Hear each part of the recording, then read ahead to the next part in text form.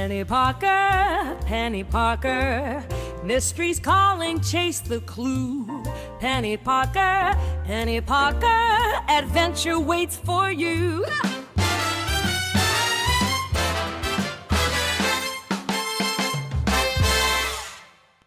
The Secret Pact by Mildred A. Wirth, originally published in 1941. Audiobook produced by BodeeBooks.com. Chapter 1. Aboard the Goodtime. A blanket of fog, thick and damp, swirled about the decks of the excursion steamer Goodtime, cautiously plying its course down the river. At intervals, above the steady throb of the ship's engines, a foghorn sounded its mournful warning to small craft. "I hope we don't collide with another boat before we make the dock," remarked Louise Siddell, who stood at the railing with her chum, Penelope Parker. "That would be a perfect ending for an imperfect day," returned Penny, fitting her coat collar more snugly about her throat. "An imperfect day. I call it a miserable one. Rain and fog. Rain and fog. It's made my hair as straight as the shortest distance between 2 points." "Mine's as kinky as wool." Impatiently, Penny brushed a ringlet of golden hair from her eyes. "Well, shall we go inside again?" "No, I'd rather freeze than be a wallflower," the dark-eyed girl responded gloomily. "We haven't been asked to dance once this evening." "That's because we came without our own crowd, Lou. Except for that couple yonder, we're practically the only persons aboard unattached to a group." Penny jerked her head in the direction of a young man and girl who slowly paced the deck. Earlier in the evening, their peculiar actions had attracted her attention. They kept strictly to themselves, avoiding the salon, the dining room, and all contact with other excursionists. "I wonder who they are," mused Louise, turning to stare. "The girl wears a veil as if she were afraid someone might recognize her." "Yes, I noticed that. And whenever anyone goes near her, she lowers her head. I wish we could see her face." "Let's wander over that way," proposed Louise. Arm in arm, they sauntered toward the couple. The young man saw them coming. He touched his companion's arm, and turning their backs, they walked away. "They did that to avoid meeting us," Louise declared in an excited undertone. "Now why, I wonder?" The couple had reached the end of the deck. As the young woman turned to glance over her shoulder, a sudden gust of wind caught her hat. Before she could save it, the headgear was swept dangerously close to the railing. Not giving the young man an opportunity to act, Penny darted forward. Rescuing the hat, she carried it to the couple. "Thank you. The girl mumbled, keeping her head lowered. Thank you very much." Quickly, she jammed the felt hat on her head and replaced the veil, but not before Penny had seen her face clearly. The young woman was unusually pretty, with large brown eyes and a long, smoothly brushed black bob. "This is certainly a miserable night," Penny remarked, hoping to start a conversation. "Sure is," replied the young man with discouraging brevity. He tipped his hat and steered his companion away from the girl. Ruefully, Penny returned to Louise, who had been an interested spectator. "Did you get a good look at the pair?" she asked eagerly. "Yes, but I've never seen either of them before." "They wouldn't talk?" "No, and the girl lowered her veil as soon as she could." "Perhaps she's a movie actress traveling in disguise." "Aboard a river excursion boat? I'm afraid not, Lou." "Then maybe she's a criminal trying to elude the police." "I fear the mystery of her identity must remain forever unsolved," chuckled Penny. "We'll dock in another 5 minutes." Through the fog could be seen a dim glow of lights along the Riverview wharf. The Goodtime, its whistle tooting repeated signals, was proceeding more slowly than ever. Sailors stood ready to make the vessel fast to the dock posts when she touched. Passengers began to pour from the salon, and Penny and Louise joined the throng. Many persons pushed and jostled each other, trying to obtain a position close to the gangplank. Suddenly, a girl who stood not far from Penny gave an alarmed cry, My pocketbook! It's gone! Those near her expressed polite concern and assisted in searching the deck. The missing purse was not found. Before the captain could be notified, the gangplank was lowered, and the passengers began to disembark from the steamer. The girl, whose pocketbook had been lost, remained by the railing, quite forgotten. Tears streamed down her cheeks. Excuse me. Said Penny, addressing her. Is there anything I can do to help? Disconsolately, the girl shook her head. She made a most unattractive picture, for her blouse was wrinkled and her skirt was spotted with an ugly coffee stain. Beneath a brown, misshapen roll-brim hat hung a tangle of brown hair. Someone stole my pocketbook, She said listlessly. I had $12 in it, too. You're sure you didn't leave it anywhere? Louise inquired. No, I had it in my hand only a minute ago. I think someone lifted it in the crowd. A pickpocket, no doubt. Penny agreed. I've been told they frequent these riverboats. Nearly everyone has left the steamer now, so I suppose it would do no good to notify the captain. Commented Louise. She and Penny started to turn away, then paused as they noticed that the girl remained in the same dejected posture. You have friends meeting you at the boat? Penny inquired kindly. I haven't any friends, not in Riverview. None? Penny asked in surprise. Don't you live here? No, Answered the girl. I've been working as a waitress at Flintville, upriver. The job played out last week. Today I took this boat, thinking I might find work in Riverview. Now I've lost my purse, and I don't know what to do or where to go. Haven't you any money? Inquired Penny. Not a cent. I guess I'll have to sleep in the park tonight. No, you won't. Declared Penny. Impulsively, she opened her own purse and, removing a $5 bill, thrust it into the girl's hand. This isn't much, but it may tide you over until you can find work. Oh, you're kind to help me. I'll pay you back just as soon as I get a job. Don't worry about that. Replied Penny. However, I should like to know your name. Tillie Fellows. Mine is Penelope Parker, and my friend is Louise Siddell. Well, good luck in finding that job. Edging away from Tillie, who would have detained them indefinitely, the girls crossed the gangplank to shore. You were generous to give a stranger $5, Penny. Commented Louise when they were beyond hearing. Oh, she needed it. Your allowance money, wasn't it? Yes, but I couldn't allow the girl to go hungry or sleep in the park. No, I suppose not. Replied Louise. Penny paused, scanning the crowd on the dock. Her father, Anthony Parker, had promised to meet the excursion boat, but there was no sign of him or his car. Dad must have been detained at the newspaper office, She remarked. I suppose we must wait here until he comes. Removing themselves from the stream of traffic, the girls walked a short distance along the dock, halting beside a warehouse. The throng rapidly dispersed, and still Mr. Parker did not arrive. I hope we haven't missed him. Penny remarked anxiously. In this fog, one can't see many yards. They had waited only a few minutes longer when Louise suddenly touched her chum's arm. Penny, there she is. Alone, too. Who, Louise? Why, that girl whose hat you recovered on the Goodtime. See her coming this way? Penny turned to stare at the young woman who was walking hurriedly along the dock.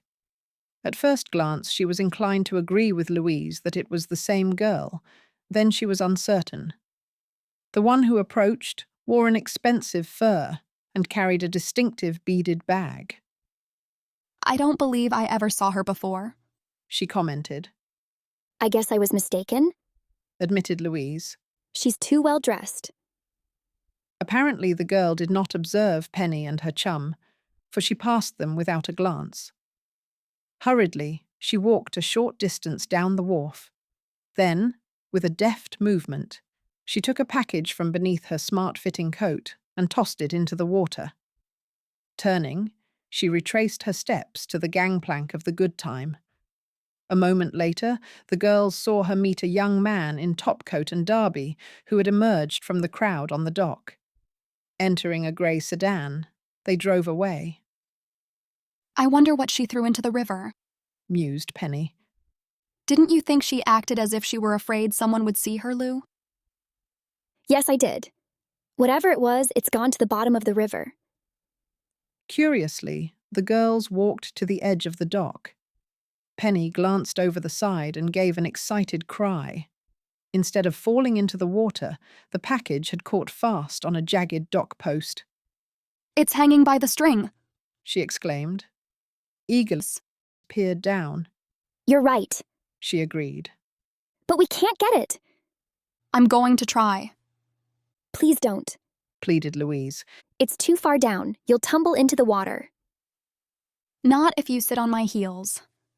Undisturbed by what anyone who saw her might think, Penny stretched flat on the dock.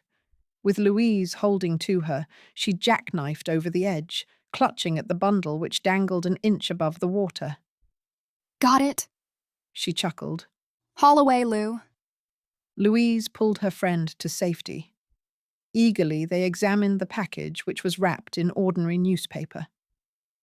I'll venture it contains nothing more than the remains of a lunch, Declared Louise.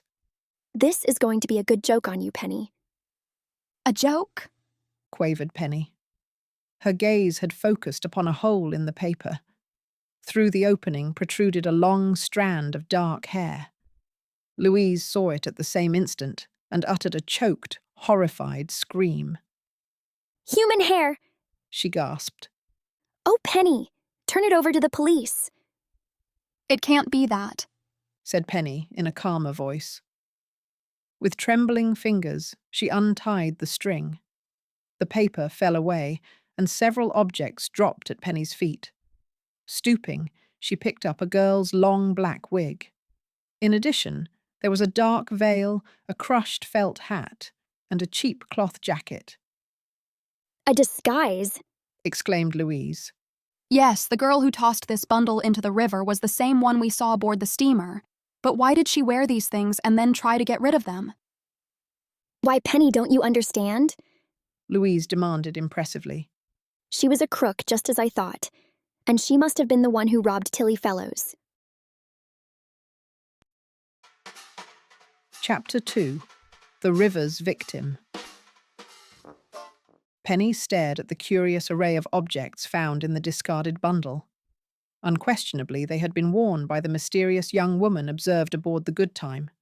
However, she was not certain she agreed with Louise that the girl or her escort had robbed Tillie Fellows. I never heard of a professional pickpocket bothering with a disguise, She said doubtfully. Why else would the girl wear one? I haven't an idea. Admitted Penny. Everything about it is queer. For instance, what became of her escort after the steamer docked? And who was that other young man in the gray car?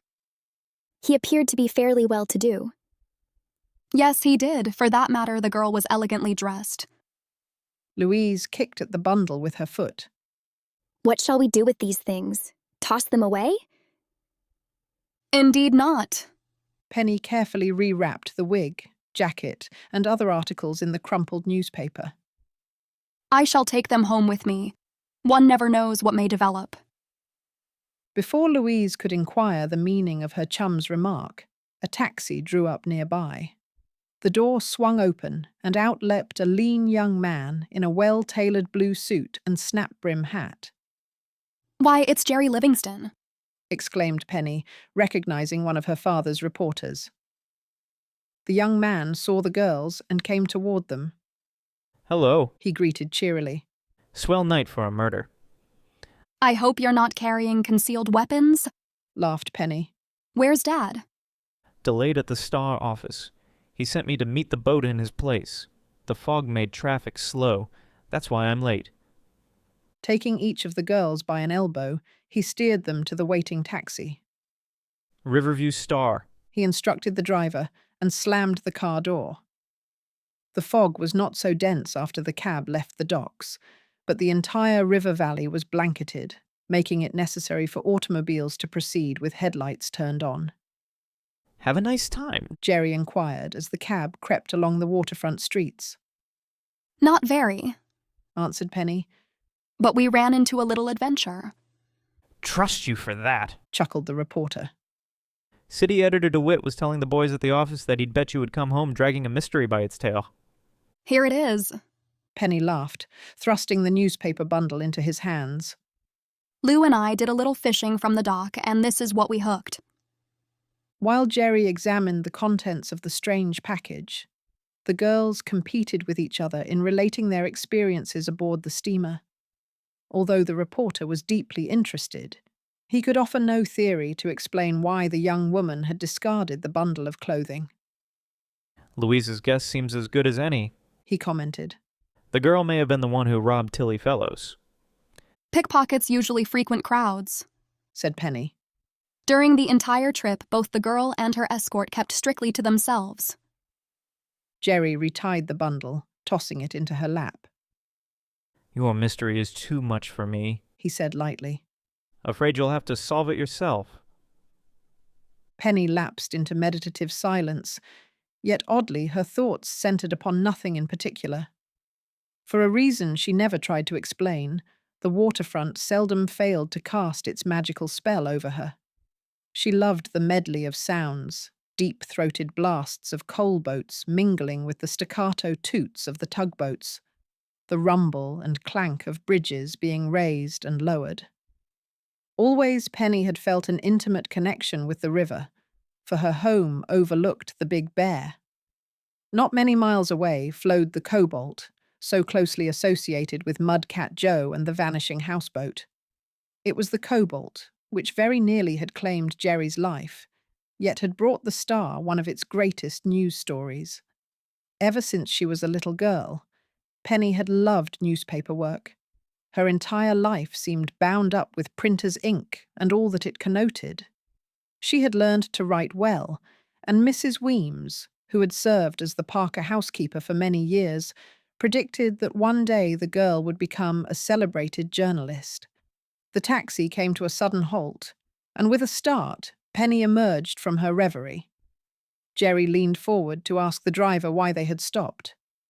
I can't see the road very well. The man replied. And there's a bridge ahead.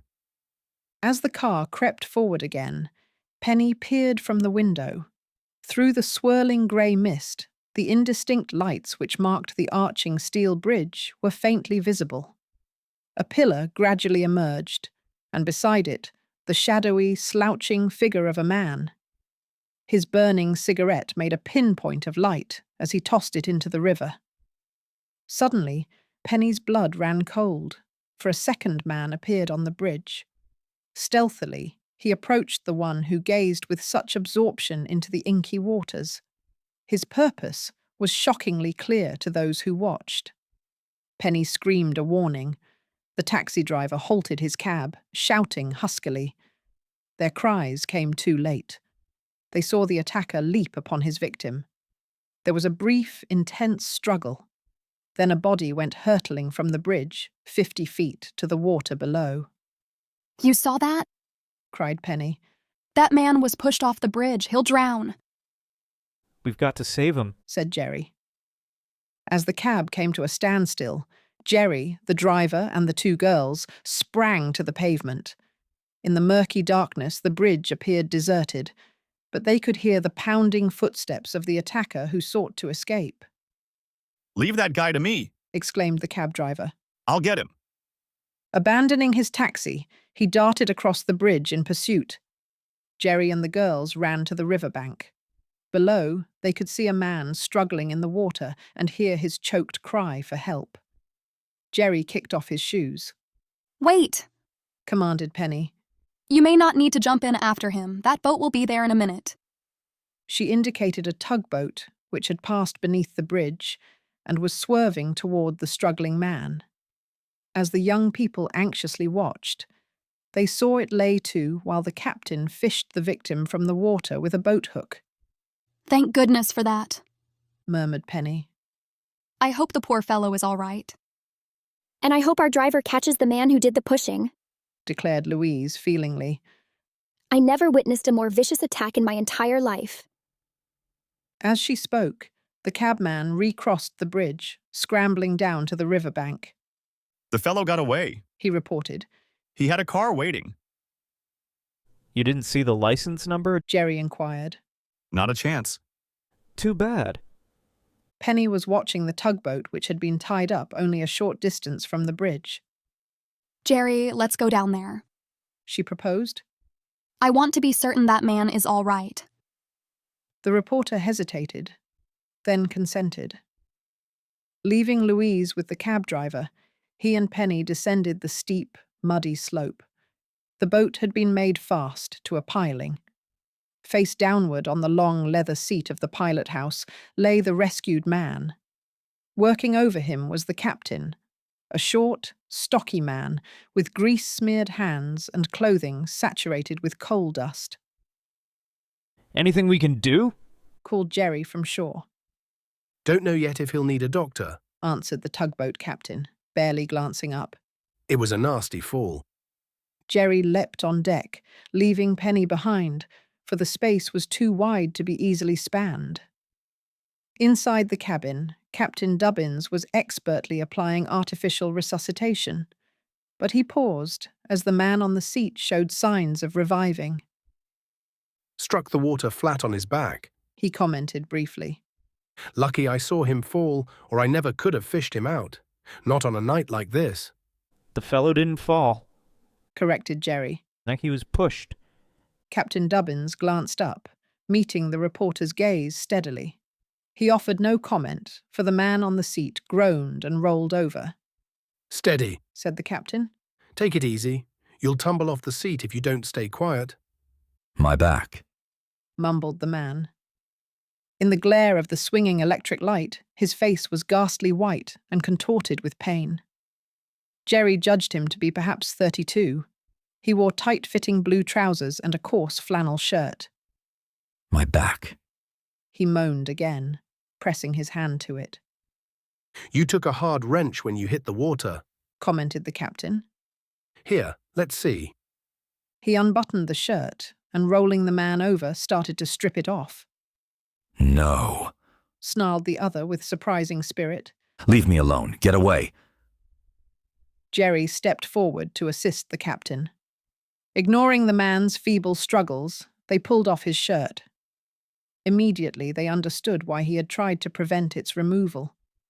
Across his bruised, battered back had been tattooed in blue and black the repulsive figure of an octopus. Chapter 3. The Octopus Tattoo. Jerry bent closer to examine the strange tattoo. Between the two foremost arms of the octopus was sketched a single word. All. All? He read aloud. What does that signify? His question angered the man on the couch. Snatching the shirt from Captain Dubbins, he made a feeble, ineffectual effort to get his arms into it. I want out of here. He muttered. Quit staring, you two, and give me a hand. Take it easy. Advised the tugboat captain soothingly. We was just trying to see if your back was badly hurt. Sorry. The man muttered. Relaxing, he leaned weakly against the leather cushions. I ain't myself. You swallowed a little water. Remarked the captain. A little? Growled the other. Half the river went down my gullet. As an afterthought, he added, Thanks for pulling me out. You're welcome. Responded the captain dryly. Ex-sailor, aren't you? Yeah. How did you know? I can usually tell 'em. Out of work? No. The man's curt answers made it clear that he resented questions. You haven't told us your name. John Munn. The man replied, after a slight hesitation. We tried to catch the man who pushed you off the bridge. Contributed Jerry. He got away. The sailor gazed steadily, almost defiantly at the reporter. No one pushed me off the bridge. He said. I fell. You fell? Echoed Jerry. Why, I thought I saw you and another man struggling. You thought wrong. The sailor interrupted. I was leaning over, looking into the water, and I lost my balance. That was how it happened. As you please, Mr. Munn, said Jerry with exaggerated politeness. Oh, by the way, what's the significance of that octopus thing on your back? Leave me alone, will you? The sailor muttered. Ain't a man got any right to privacy? Better not bother him while he's feeling so low, said the tugboat captain significantly. I'll get him into some dry clothes. Nothing I can do? No thanks, he'll be all right. Well, so long, Jerry said carelessly. With another curious glance directed at the sailor, he left the pilot house, leaping from the deck to shore. Penny stood waiting. Jerry, what was the matter with that fellow? She demanded in a whisper.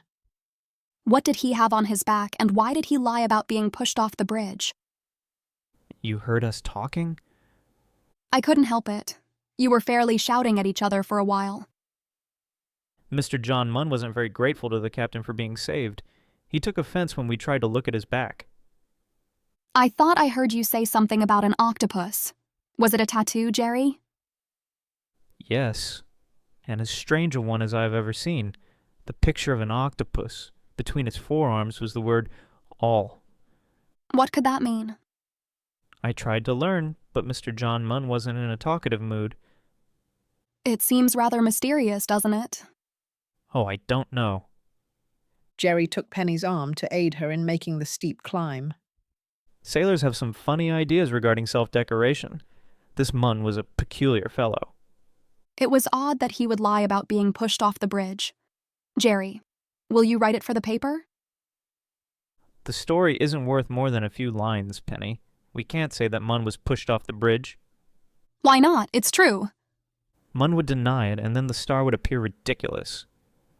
If I owned a paper, I certainly would use the story, declared Penny. Why, it has wonderful possibilities. I fear your father never would agree. You talk him into printing the yarn, and I'll be glad to write it. Oh, I suppose we must forget about it. Penny grumbled. All the same, I'd like nothing better than to work on the story myself. Reaching the pavement, they cleaned mud from their shoes before walking onto the waiting taxi. Louise immediately plied them with questions, displaying particular interest in the octopus tattoo. Do you suppose the man knew who pushed him off the bridge? She inquired thoughtfully. I'll venture he did, replied Penny. Probably that was the reason he wouldn't tell. The taxi crossed the bridge and made slow progress away from the river. As the road gradually wound toward higher ground, the fog became lighter and the driver was able to make faster time. A clock chimed the hour of 11. How about stopping somewhere for a bite to eat? Jerry suddenly proposed. Won't Dad be waiting at the Star office? Penny asked. He suggested that I keep you girls entertained until around 11:30 if I could. That being the case, we'll accept your invitation with alacrity, laughed Penny. How about the golden pheasant? Oh no, you don't. Philip's bean pod is nearer my speed. A block farther down the street, Jerry paid the driver and escorted the girls into a clean but low-priced restaurant.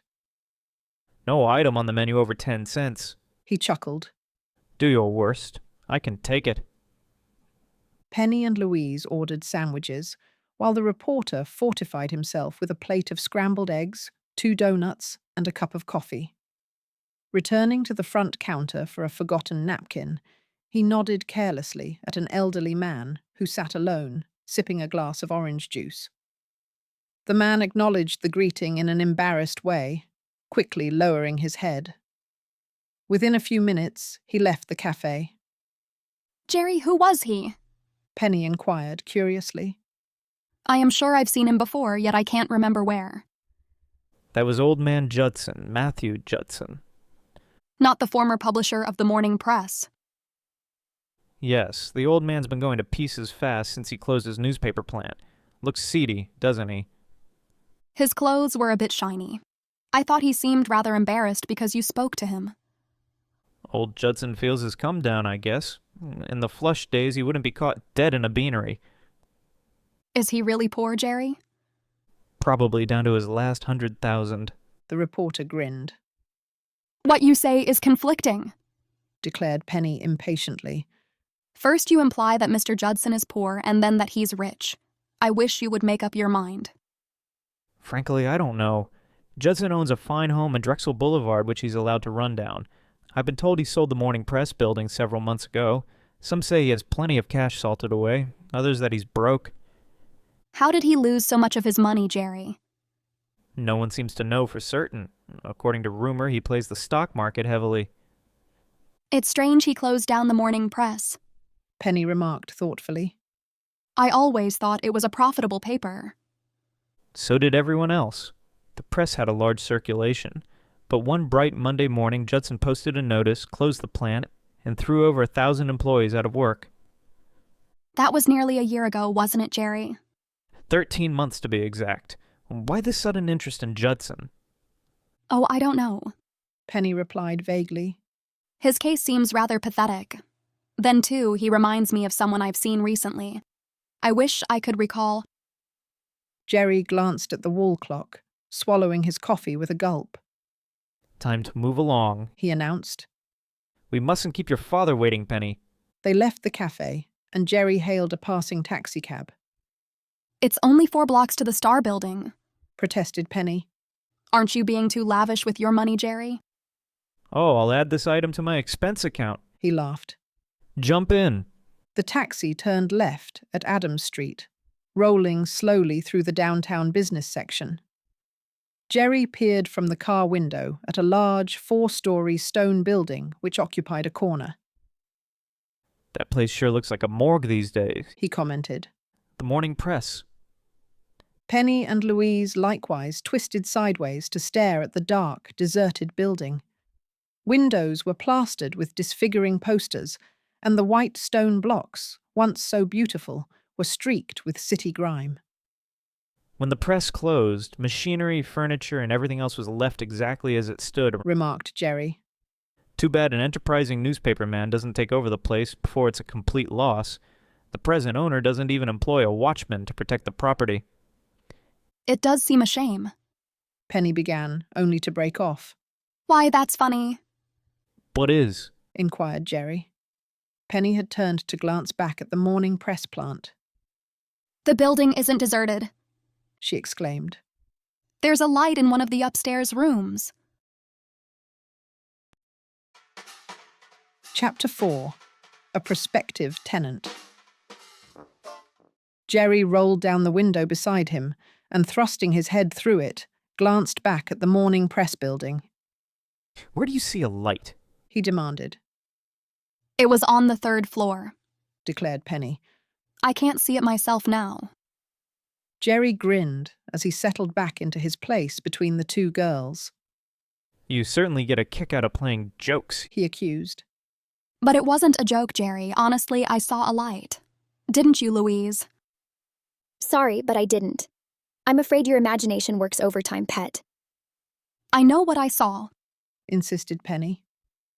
As Jerry and Louise smiled, she lapsed into injured silence. However, she was certain she had not been mistaken. Distinctly, she had observed a light on the 3rd floor, a moving light which had been extinguished before her companions had noticed it. The car presently drew up at the curb in front of the Star Building.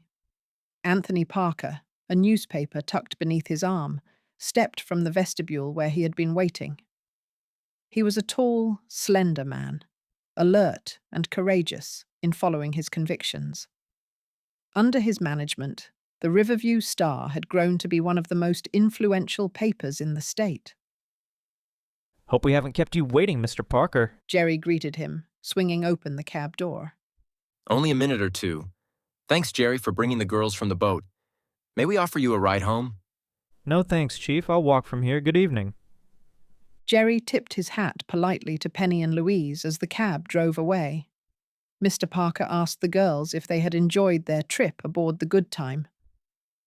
The boat wasn't very well named, I'm afraid, answered Penny. The trip proved to be rather terrible, but we met some interesting people.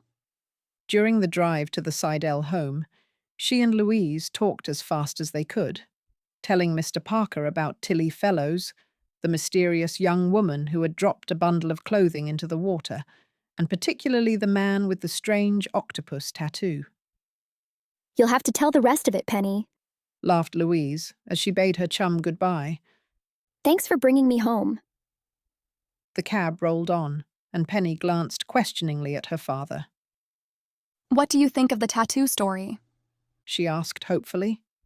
Won't it make a dandy feature for the Star? I regret to say it sounds like first-grade fiction. Why, Dad, Louise and Jerry will confirm everything I've said. Oh, I don't doubt your word, Penny. I am sure everything occurred as you report. Nevertheless, were we to use the story, our readers might question its veracity. Don't crush me with such big words, Dad. Veracity means truth, Penny. Now your story is very interesting, but I think you may have placed your own interpretation upon certain facts. For instance? Well, according to John Munn's statement, he fell from the bridge and was not pushed. But I saw it with my own 2 eyes, Dad. The night is foggy. You easily could have been mistaken. As for the octopus tattoo, what is so strange about it? Sailors compete in striving for startling decorative effects. Dad, you could rationalize the national debt. Accused Penny. Very well, since you scorn my story, I'll give it to the high school paper. An excellent idea. That is, if your editor favors highly colored journalism. Penny made a grimace, knowing that her father was deliberately teasing her. It was a constant source of irritation that a boy named Fred Kluski had been elected editor of the Riverview High School Chatter instead of Penny by the margin of 1 vote. She disapproved of Fred, his pimples, and particularly the way he blue-penciled the occasional stories which she submitted. The Riverview High Chatter is just as silly as its name, she announced. If I had that sheet, I'd make it into a real paper. Sour grapes? Inquired her father softly.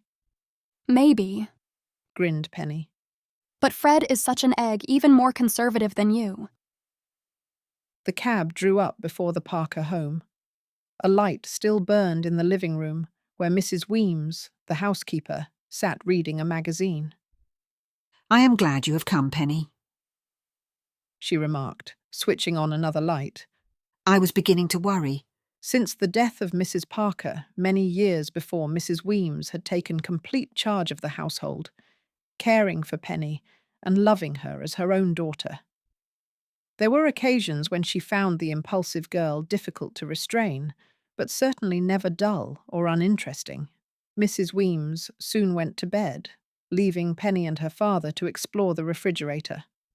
As they helped themselves to cold ham, potato salad, and celery, Penny spoke of the light which she had seen in the abandoned Morning Press building. It may have been a watchman making his usual rounds, commented her father. Jerry tells me the building has no watchman. Could it have been a reflection from a car headlight? I don't think so, Dad.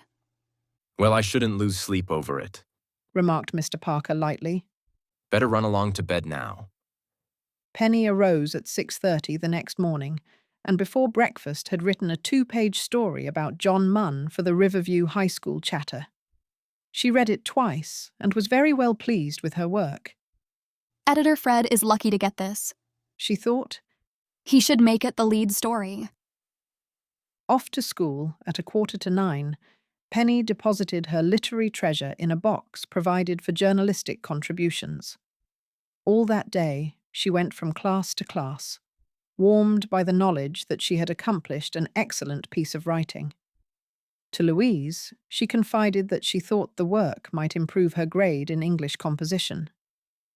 I'm glad you've decided to contribute to the paper again, declared her chum. It's time you and Fred buried the hatchet. Oh, I don't bear him any grudge, returned Penny. Of course everyone knows he campaigned for the editorship with free candy and soda pop. At 3:30, a minute before the closing bell rang, Fred Klauski sauntered down the aisle. With a flourish, he dropped 2 pages of copy on Penny's desk, face upward. Across one of the pages, in huge blue letters, had been written, "Too imaginative for chatter. Language too flowery. Spelling bad. Try us again sometime." A red stain crept over Penny's cheeks. Her blue eyes began to snap. The poisonous little mushroom. She muttered. If he thinks he can do this to me... The closing bell rang, and immediately a group of sympathetic friends gathered about Penny. They all tried to soothe her feelings. Don't let it bother you. Louise advised her chum. Of course he did it just to make you peeved. Spelling bad. Penny read aloud.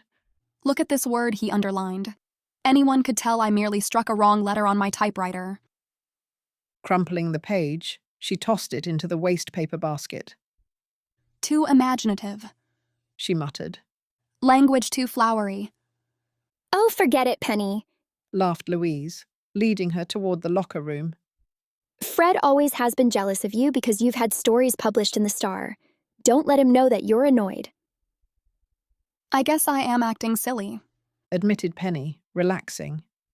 What I must do is to give this problem a good, hard think. Editor Fred will hear from me yet. Declining an invitation to play tennis, she went directly home. For an hour, she lay on the davenport, staring at the ceiling. Penny, are you ill? Inquired Mrs. Weems anxiously. No, I'm in conference with myself, answered Penny.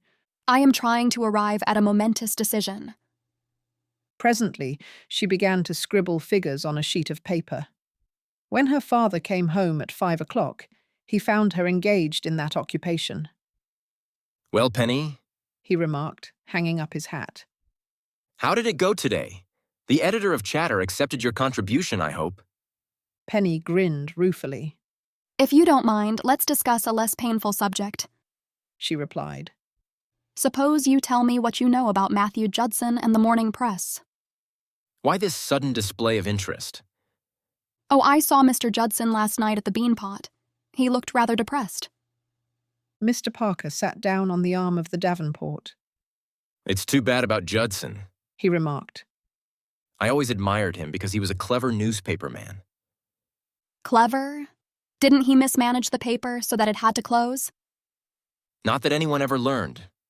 No, I never could figure out why Judson quit. The press had a large circulation and plenty of advertisers. What became of the building? It's still there. No, I mean who owns it?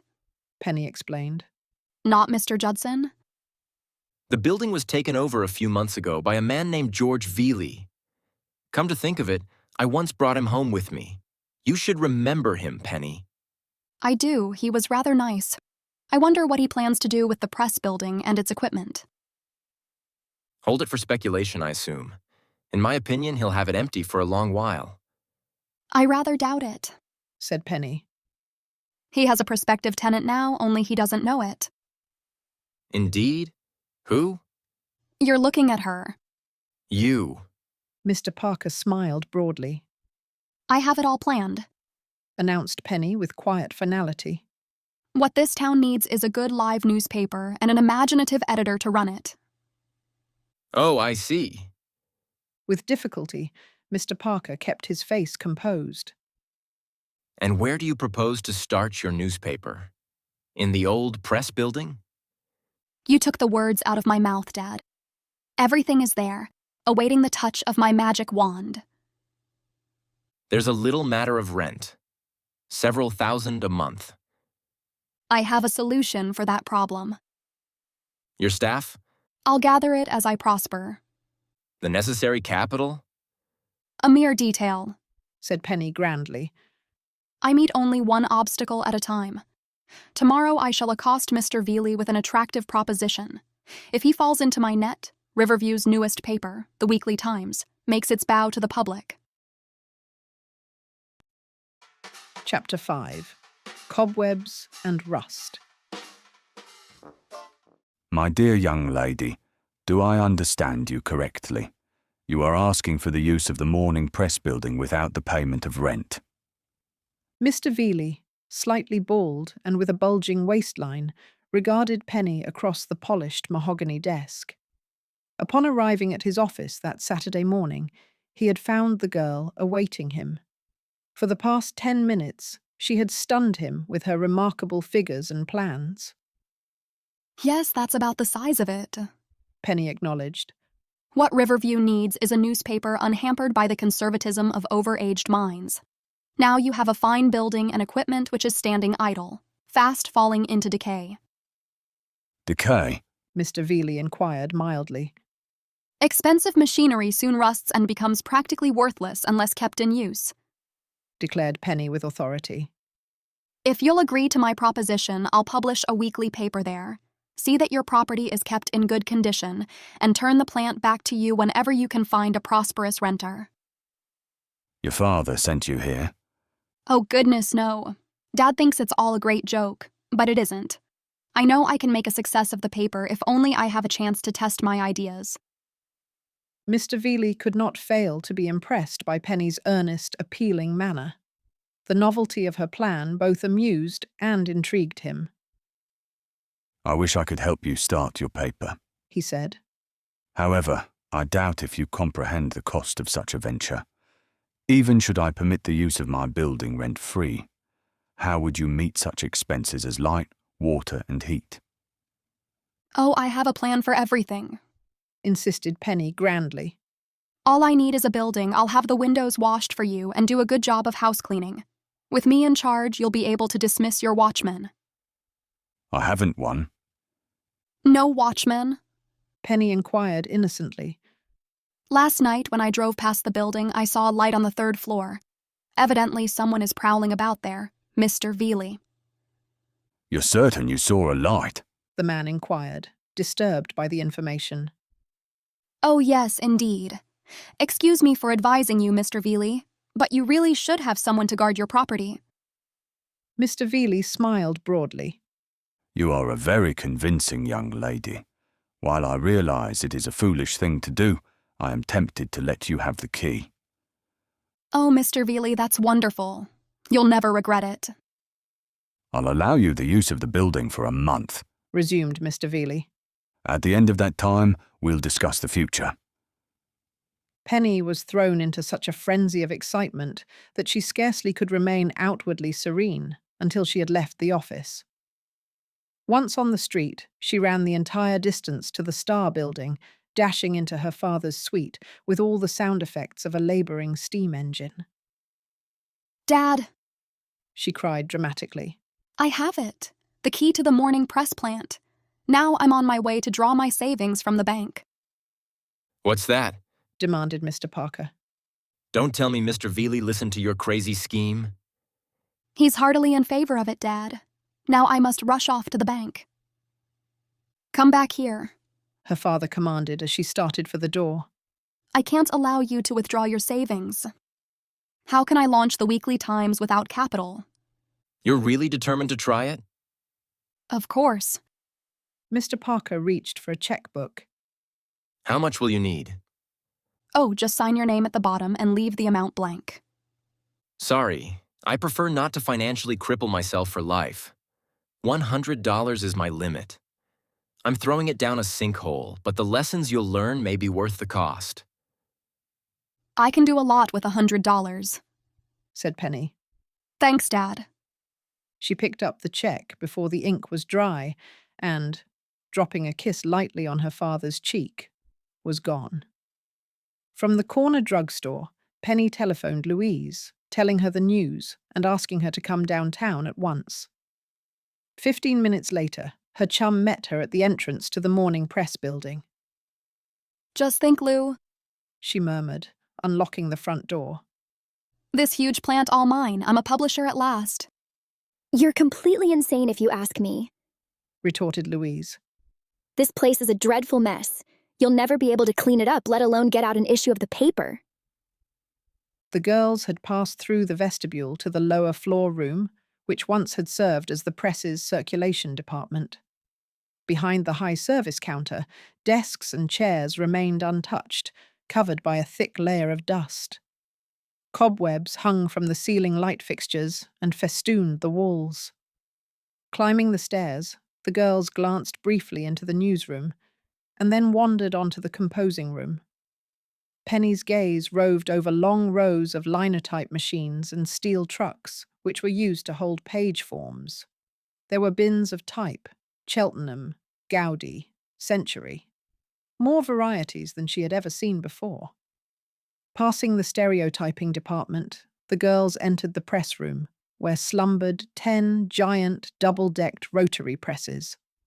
Lying on the roller of one was a torn strip of newspaper, the last issue of the morning press ever printed. It gives one a queer feeling to see all this, said Louise. Why do you suppose Judson closed the plant when it was prosperous?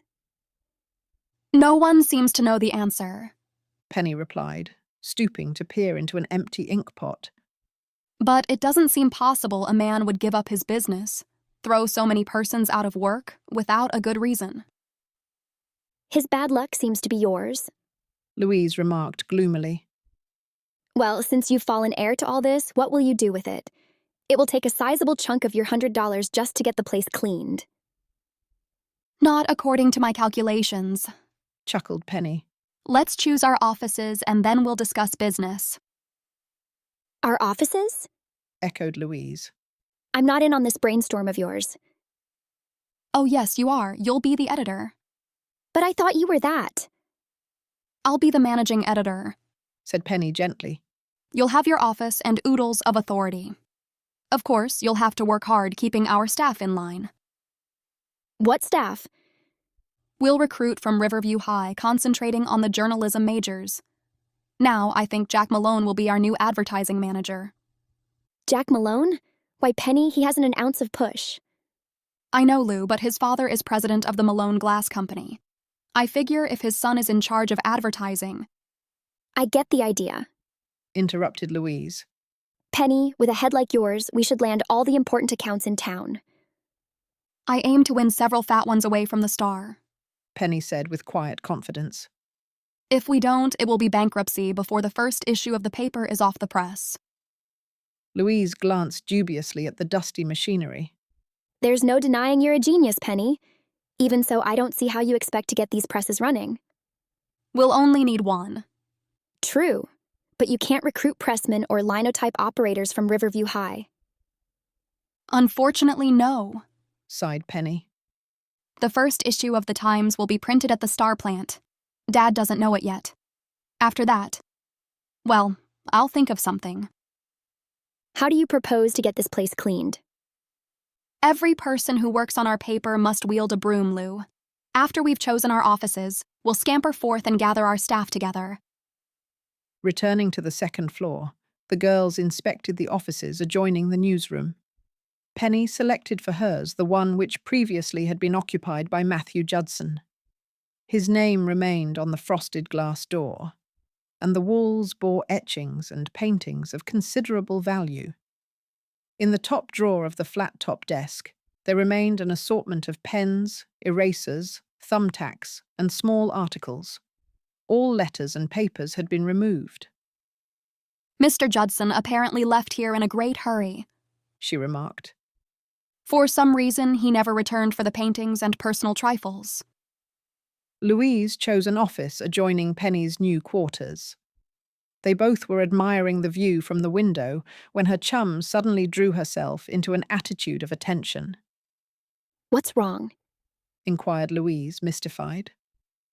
I thought I heard someone moving about, whispered Penny. Quiet! They remained motionless, listening. A board creaked. Darting to the door, Penny flung it open. The newsroom was deserted, but she was almost certain she heard footsteps retreating swiftly down the hall. Lou, we're not alone in this building. I thought I heard someone too. The girls ran through the newsroom to the hall and down the stairway. 3 steps from the bottom, Penny suddenly halted. On the service counter of the advertising department lay a man's grimy felt hat. Look at that, she whispered. Someone was upstairs. He may still be here too. Penny, did you leave the entrance door unlocked? I guess so. I don't remember. A loiterer may have wandered into the building and then left when we gave chase. Without his hat? It probably was forgotten. Anyhow, I intend to look carefully about, declared Penny. After all, I am responsible for this place now. Both girls were uneasy as they wandered from room to room. Penny even ventured into the basement where a number of rats had taken refuge. The building seemed deserted. We're only wasting precious time, she said at last. Whoever the intruder was, he's gone now.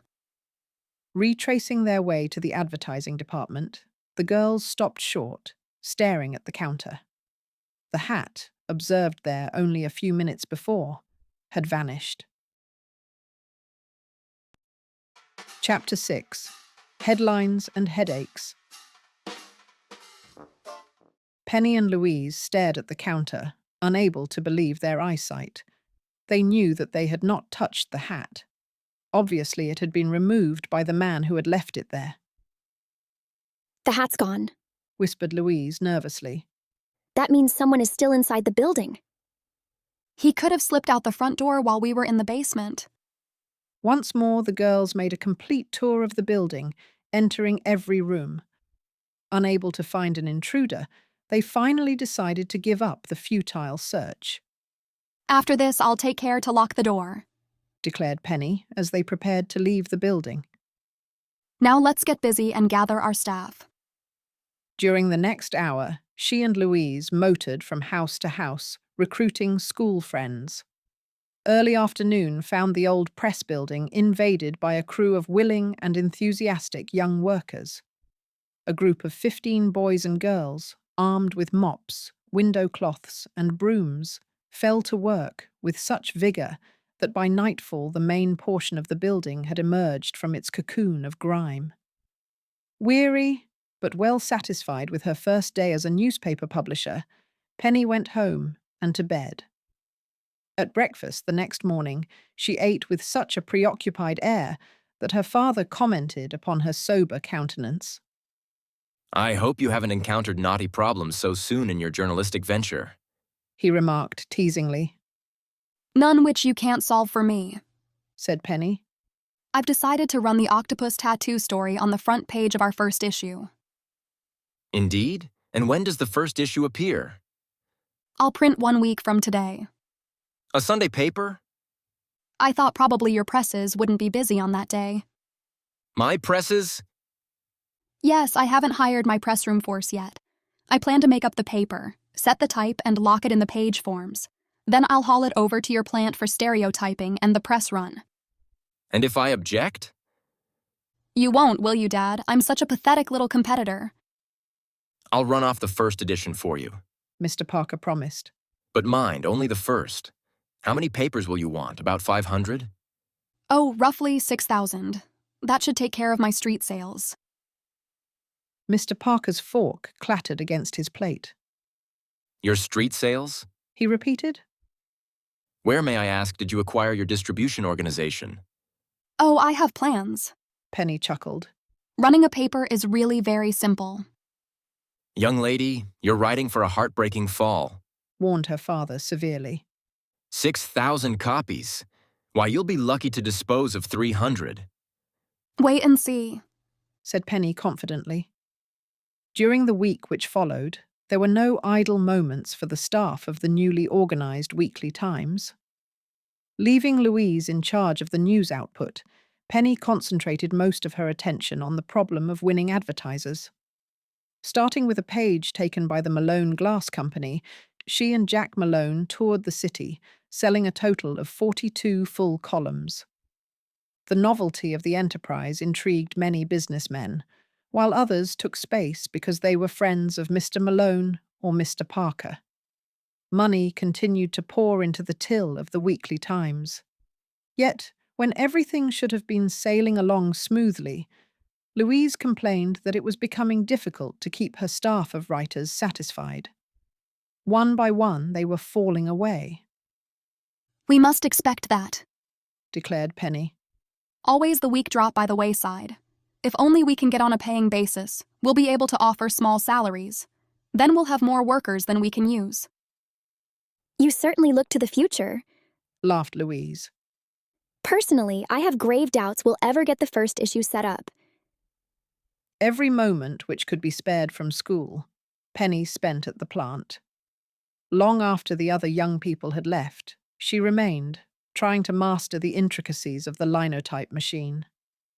Although in theory it operated somewhat like a typewriter, she could not learn to set type accurately. Friday night, alone in the building, the task suddenly overwhelmed her. Machines, machines, machines. She muttered. The paper is going to be a mess and all because I can't run this hateful old thing.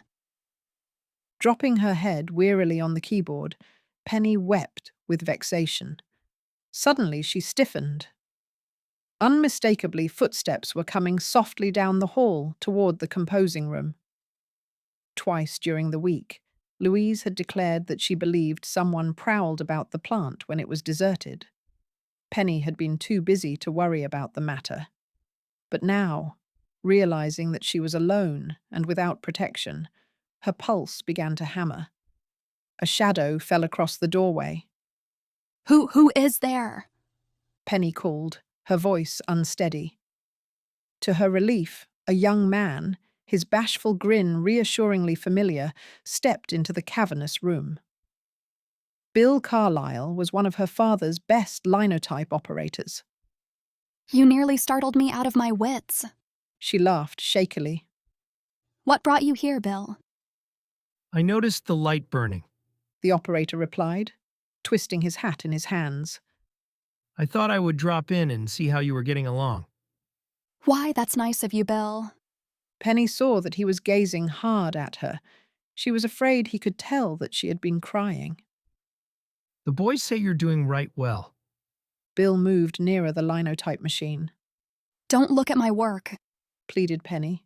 It's simply awful. I can't get the hang of this horrid old machine. I wish I hadn't started a newspaper. I must have been crazy just as everyone says. You're tired. That's what's the trouble, said Bill soothingly. Now there's nothing to running a linotype. Give me a piece of copy and I'll show you. He slid into the vacant chair and his fingers began to move over the keyboard. As if by magic, type fell into place, and there were no mistakes. You do it marvelously, said Penny admiringly.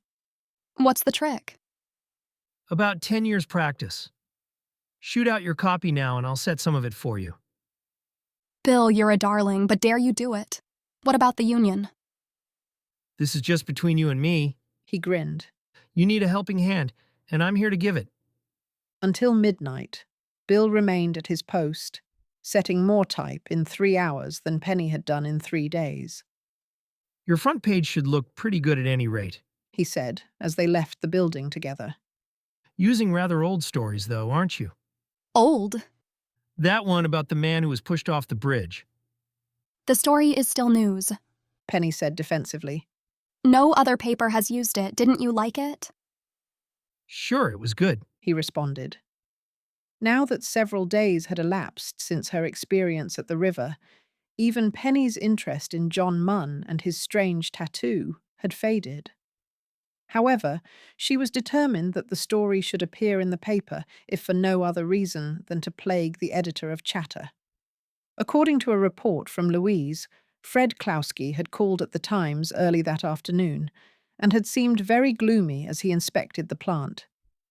He had spent nearly a half hour in the composing room, a fact which Penny later was to recall with chagrin. Poor Fred, she thought. After my paper comes out, his chatter will look more than ever like a sick cat. Saturday was another day of toil, but by 6 o'clock, aided by the few faithful members of her staff, the last stick of type was set, the pages locked and transported to the Star, ready for the Sunday morning run. I'll be here early tomorrow, Penny told the pressman. Don't start the edition rolling until I arrive. I want to press the button myself. At her urging, Mr. Parker, Jerry Livingston, Salt Summers, and many members of the Star's staff came to view the stereotyped plates waiting to be fitted on the press rollers. You've done well, Penny, praised her father. I confess I never thought you would get this far. Still figuring on a street sale of 6,000? I've increased the number to 7, laughed Penny. And how do you plan to get the paper sold? Oh, that's my secret, Dad. You may be surprised.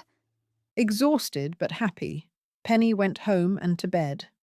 She was up at 6, and after a hastily eaten breakfast, arrived at the Star office in time to greet the workmen who were just coming on duty. Everything is set. The foreman told her presently. You can start the press now. Penny was so nervous that her hand trembled as she pressed the electric switch. There was a low, whining noise as the wheels began to turn, slowly at first, then faster and faster. Pressmen moved back and forth, oiling the machinery and tightening screws. Penny's gaze was upon the long stream of paper feeding into the press. In a moment, the neatly folded newspapers would slide out at the rate of 800 a minute. Only slightly over an hour, and the run would be completed. The first printed paper dropped from the press, and the foreman reached for it. Here you are, he said, offering it to Penny. Almost reverently, she accepted the paper. Even though there were only 8 pages, each one represented hours of labor. She had turned out a professional job and could rightly feel proud. And then suddenly, Penny's eyes fell upon the uppermost line of the front page. She gasped and leaned against the wall. I'm ruined, she moaned. Ruined! Someone has played a cruel joke on me. Why, what's wrong? Inquired the press foreman, reaching for another paper. Look at this, wailed Penny. Just look! She pointed to the name of the paper, printed in large black letters. It read, The Weekly Times. I'll be the laughing stock of Riverview. Penny moaned. The papers can't go out that way. Stop the press. Chapter 7. Peter Fenestra. As the foreman turned off the rotary press, the loud throb of machinery died away, and the flowing web of paper became motionless. How could the mistake have been made? Penny murmured disconsolately. I know that originally the nameplate was set up right. You should have taken page proofs and checked the mat, said the foreman. But I did. At least I took page proofs. I'll admit I was careless about the mats. Well, it looks as if someone played a joke on you, replied the foreman. Penny's face hardened. I can guess who did it. Fred Klowski. Louise told me he spent a long while in the composing room one afternoon while I was away. He must have changed the type just to make me look ridiculous. Well, it's done anyway, said the foreman with a shrug. What will you do about the run? I'll never let it go through this way. I'd rather die. The foreman reminded Penny that with paid advertisements, she would be compelled to print an issue. She knew that it would not be possible to make a change in the starter plate. The entire page must be recast. I don't suppose the type can be matched in this plant, she said gloomily. We may have some like it, replied the foreman. I'll see. Soon he returned to report that type was available and that the work could be done by the stereotypers. However, the men would expect overtime pay. I'll give them anything they want, said Penny recklessly. Anything. After a trying wait, the new plate was made ready and locked on the cylinder. Once more, the great press thundered. Again, papers began to pour from the machine, every 50th one slightly out of line. What do you want done with them? Inquired the foreman. Have the papers carried to the mailing room and stacked by the door, she instructed. I'll be around in the morning to arrange for deliveries. Monday's first issue of the Star was hot off the press when Penny stationed herself beside the veritable mountain of papers. The room was a bedlam, with newsboys shouting noisily for their wares. As they passed her on their way to the street, she waylaid them one by one. Here you are, boys, she said with an expansive smile. 24 papers each. Sell them for a nickel and keep half of it for yourself. Turn in the money at the Weekly Times office. 2.5 cents, exclaimed one of the boys. Gee, that's more than we get for selling the Star. Generosity is my motto, laughed Penny. Just push those papers for all you're worth. Leaving the Star plant, she went directly to the Weekly Times building. Permission had been granted to absent herself from school, and she planned to be busy throughout the day, checking on paper sales. As Penny unlocked the front door, she noticed that a faint odor of tobacco lingered in the air. A perplexed frown knitted her brow. That's funny, she thought. None of the boys are allowed to smoke here. I wonder if someone disobeyed rules, or if there's really a prowler in the building. Too busy to search the plant again, Penny gave the matter scant consideration. Tossing a package of lunch on the counter, she prepared for a hard day's work. Now and then, to rest her mind from columns of figures, she wandered to the window. Down the street, newsboys called their wares, and it pleased her that they shouted the Weekly Times as frequently as they did the Star. By 10 o'clock, the boys began to straggle in with their money. Only a few had failed to sell all of their papers, and not one neglected to make a report. Penny's final checkup disclosed that 6,829 weeklies had been sold. I can't expect to do that well after the novelty wears off, she thought. But one thing is assured. My weekly isn't going to be weekly. With a large sum of money in her possession, Penny decided to take no chance of losing it. After making a careful count, she poured the coins into a bag, which she transported by car to the bank. It was lunchtime when she returned to the plant. She went to the counter for the package of sandwiches. To her surprise, it had disappeared. Now who took my food? She muttered. Penny was annoyed. She did not believe that one of the newsboys had picked up the package. Accumulative evidence pointed to a likelihood that someone was hiding in the building. The moving light, tobacco smoke, unexplained footsteps suggested that a tramp might be using the empty plant as a comfortable shelter. But how can he get in? She asked herself. Doors and windows are kept locked. As Penny considered whether or not to report the matter to police, the front door opened. A man of early middle age, well-dressed, but with a sharp, weather-beaten face and a misshapen nose, entered. This the office of the Weekly Times? He demanded grumpily. Yes, said Penny. Is there anything? I want to see the editor. You're looking at her now. You, a girl. Penny smiled and waited. The stranger hesitated and then took the Weekly Times from his overcoat pocket. With his forefinger, he jabbed at a story on the front page, Penny's account of the tattooed man who had been pushed from the bridge. You know who wrote this? He questioned. I did. Again, Penny's words surprised the man, although he tried not to disclose it. That's a right interesting yarn, he said, after a long pause. I'm glad you like it. Penny stared at the man with interest, wondering why he had come and what he wanted. I was kind of curious to know where you got your information. Why, I saw it happen, mister. I don't believe you told me your name. Fenestra. Peter Fenestra. I was driving near the bridge at the time the man was pushed into the water. Penny resumed. You didn't see the one who did it? Not clearly. May I ask why you are so interested in the story? I thought maybe I knew that man, Mun. What became of him? I can't tell you that. He was rescued by a tugboat captain. Everything I know about the affair is in the story. Well, thank you kindly, Mr. Fenestra said, tipping his hat. Penny watched him leave the office and walk to his car. She had never seen the man before, to her knowledge. Although she should have felt flattered by his visit, it left her with a vague, unexplainable sensation of distrust. There's something queer about the way he came here, she reflected.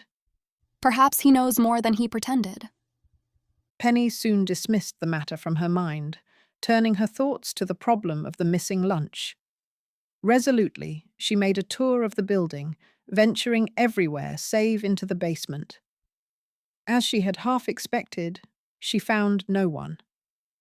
However, returning once more to her work, she occasionally caught herself listening for footsteps. At 3:30, Louise came from school with other members of the Times staff. She and Penny retired to the latter's private office there to discuss plans for the next week's paper. Lou, said Penny abruptly. Did you ever hear of a man named Peter Fenestra? Why, yes, I have.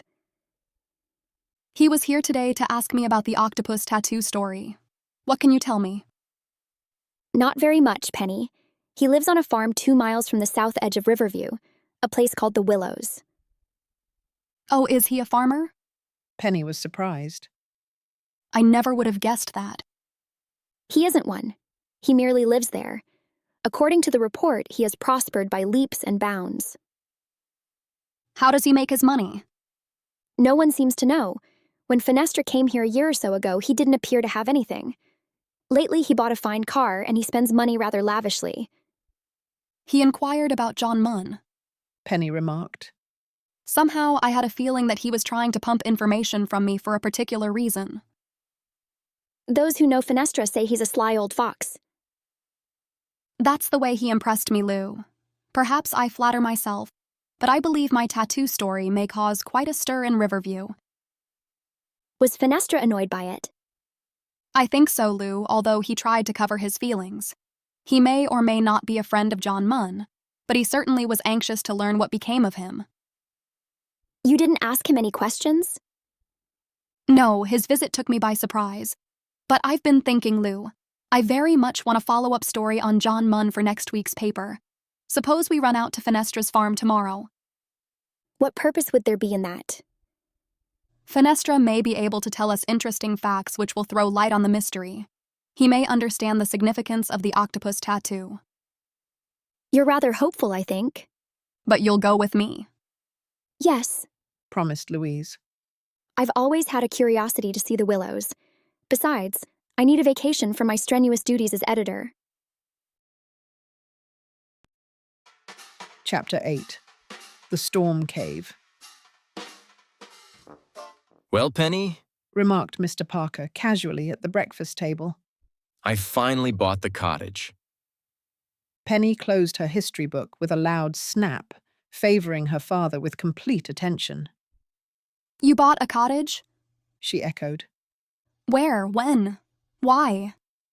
I've talked about it for the past week, but you were so busy stealing the Star's advertisers that you never listened. I'm all ears now, Dad, Penny assured him, absently reaching for a piece of toast.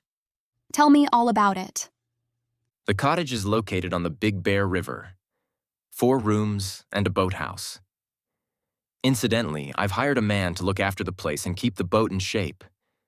He calls himself Anchor Joe. Are we going to live at the cottage this summer? Penny inquired. No, I merely bought it for weekend trips. I plan on a bit of fishing now and then. You may enjoy going with me. Oh, Dad, groaned Penny. How can I? These days, I don't even have time to wash my neck. Running a newspaper is more work than I figured. I'll give you the address of the cottage, at least, smiled Mr. Parker. If you have any spare time during the next 3 months, drive out and look over the place. I'll get there somehow, Penny promised, pocketing the card. Her hand encountered a typed, folded sheet of paper, which she immediately placed in front of her father. Oh, by the way, sign this for me, will you? No more checks. This is only an order for a ton roll of paper. I'm trying to store up a few supplies so that eventually I can publish the weekly in my own plant. Mr. Parker signed the order, inquiring teasingly. Have you engaged your pressmen yet? Their wages come rather high, you know. It takes everything the weekly makes to meet its current bills, sighed Penny. But one of these days I'll get the paper out in my own plant. Just wait and see. I'll wait, chuckled Mr. Parker. My hope is that you don't fail in your studies before that happy day arrives. On her way to school, Penny studied the card given her by her father and noticed that the new cottage was situated not far from the Willows. Often she and Louise had talked of calling upon Peter Fenestra, but both had been kept busy at the Times office. Now that a linotype operator had been hired to set type, they had a little more free time. If Louise will accompany me, I'll visit both places tonight, decided Penny. 4:30 found the 2 girls walking through a dense maple and oak woods which rimmed the Big Bear River. A breeze stirred the tree leaves. But even so, the day was hot and sultry, I wish it would rain. remarked Louise, trudging wearily beside her companion. I never knew it to be so warm at this time of year. Maybe we can cool off by taking a boat ride when we get to the cottage, encouraged Penny. I think I see the place through the trees. Directly ahead, in a tiny clearing, stood a freshly painted white cottage. Quickening their steps, the girls soon arrived at the front door. No one seemed to be within call, so they pushed it open. A long living room with a cobblestone fireplace met their gaze. Beyond was the kitchen, a dining alcove, and 2 bedrooms. As they went outside again, they saw a short, wiry man coming toward the cottage from the river. You're Miss Parker? He asked, looking at Louise. No, I am, corrected Penny. And you must be Anchor Joe. Her eyes fastened for an instant upon the tattoo of a 4-masted sailing ship imprinted on his arm. That's me, agreed the man. Go ahead and look around all you like. Penny and Louise wandered about the grounds, then returned to find Anchor Joe giving the motorboat, which was upturned on the grass, a coat of varnish. We thought you might take us for a ride, remarked Penny. It must be cool on the water. I sure would like to, Miss Parker, said Anchor Joe regretfully. But I dasn't get her wet now. Not until this varnish dries. Penny nodded and then asked, You're a sailor, aren't you? Where have you sailed? The Atlantic, the Great Lakes, the Gulf of Mexico. Oh, I've been everywhere. Penny and Louise chatted with Anchor Joe for a time, but although they asked any number of questions, they gained very little definite information. The sailor seemed unwilling to tell anything about himself, save in generalities. We may as well go on to Peter Fenestra's place, Penny presently remarked. It's getting late. Anchor Joe's varnish brush became motionless. He glanced up with sudden interest. I wouldn't go there if I was you gals, he said. Why not? Questioned Penny in astonishment. The weather don't look so good. She might blow up a gale before sundown. Oh, we're not afraid of a little wind or rain, answered Penny carelessly. Come along, Lou. Anchor Joe said nothing more, but his sober gaze followed the girls as they walked away. Keeping close to the river, Penny and Louise trod a path which they knew would lead to the main road and Peter Fenestra's farm. Queer sort, wasn't he? Penny remarked thoughtfully. Anchor Joe? Yes, I wonder where Dad found him. He certainly didn't tell us much about himself. Crossing the river by means of a swaying suspension bridge, the girls came out from beneath the solid canopy of trees. Penny paused to stare up at the sky. Aren't those clouds odd? She observed. Just watch them boil. They must be filled with wind, declared Louise uneasily. Anchor Joe said he thought a storm would blow up. It's not far away either. Unless we step right along, we'll surely get caught in it. Perhaps we should forget the willows and start home. We never could get there now, responded Penny. If we hurry, we may reach Fenestra's place before the storm breaks. Walking even faster, the girls hastened along the winding path. The air remained sultry and very still. The sky, Penny noted, had changed to a peculiar yellowish colour. Then, as she watched with increasing alarm, a writhing, twisting, funnel-shaped arm reached down from the boiling clouds, anchoring them to earth. For a moment, the entire mass seemed to settle and flatten out. Listen, commanded Penny. Plainly, they both could hear a sullen, deep-throated roar as the storm moved forward. A tornado, gasped Louise. It's coming this way. Run, urged Penny, seizing her hand. We still have a chance to make Fenestra's place. In a clearing beyond a weed-grown field stood a white farmhouse, a red barn, and a silo. One side of the property was bounded by the willow-rimmed river, the other by the road. Crawling beneath a barbed wire fence, the girls cut across the field. The sky was darker now, the roar of the wind ominous.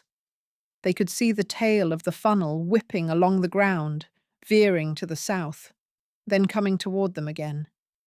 We'll never make the house, Louise cried fearfully. Yes, we will, encouraged Penny. She raised another wire strand for Louise to roll beneath. Her own sweater caught on the sharp barbs, tearing a large hole as she jerked free. Dust had begun to blow. Trees and bushes bowed before the first gusts of wind. Glancing frantically about for a place of refuge, Penny saw a low, circular cement hump rising from the ground not many yards distant. Instantly, she recognized it as an old-fashioned storm cellar. We'll get in there, Lou, she shouted. Come on. Running across the yard, they reached the cave. Entrance was guarded by a door built in the side of the cement dome. A brass padlock hung unsnapped in the hasp. Thank goodness we can get in, gasped Louise. Hurry! Penny tugged at the heavy door. It would not raise, and then it gave so suddenly that she nearly tumbled backwards. The door clattered back against the cement dome. Through the rectangular opening protruded the head and shoulders of Peter Fenestra. His face was convulsed with rage. What are you trying to do? He demanded harshly. Speak up! Chapter 9. A Fallen Tree. Speak up, Peter Fenestra commanded again, as the girls stared at him in blank astonishment. Why are you trying to get into my cave? Listen to that wind, cried Penny, recovering the power of speech. She pointed toward the sky. A tornado! Exclaimed Fenestra in a stunned voice. And it's coming this way, added Louise. Let us down into the cave. Instead of stepping aside, the man came up the stone steps. Slamming the door of the cave, he padlocked it. Quick, into the house, he ordered. We'll be much safer underground, argued Penny. That twister easily can lift a building from its foundation. Do as I say, commanded Peter Fenestra harshly. The cave is half filled with water. You can't go down there. Deserting the girls, he ran toward the house. Mystified by the old man's actions, Penny and Louise followed, overtaking him as he reached the porch. Get inside, he ordered. The girls scurried through the door, and he closed it behind them. Barely had they reached shelter when the wind struck the house in full force, fairly shaking it to its foundation. Windows rattled, a tree bough came crashing down on the porch, the air was filled with flying debris. As a hard object shattered a pane of glass, Penny and Louise heard a terrified scream from the kitchen. A moment later, a girl ran into the room. She stopped short as she saw Penny and Louise. They also stared, for it was Tillie Fellows. Stop that silly screeching, Fenestra ordered sharply. The center of the storm is passing to the south. Now get back to your work. Yes, sir, Tillie mumbled. Still gazing at Penny and Louise, she slowly retreated. However, as Peter Fenestra went to the window, turning his back, she made strange signs to the girls which they were unable to understand. Obviously, she did not wish them to speak to her, for she raised a finger to her lips, indicative of silence. A gate was wrenched from its hinges and carried across the yard. From across the road came the crash of an uprooted tree. With a stifled scream, Tillie fled to the kitchen. That stupid girl drives me crazy, Fenestra muttered. I don't know why I ever hired her.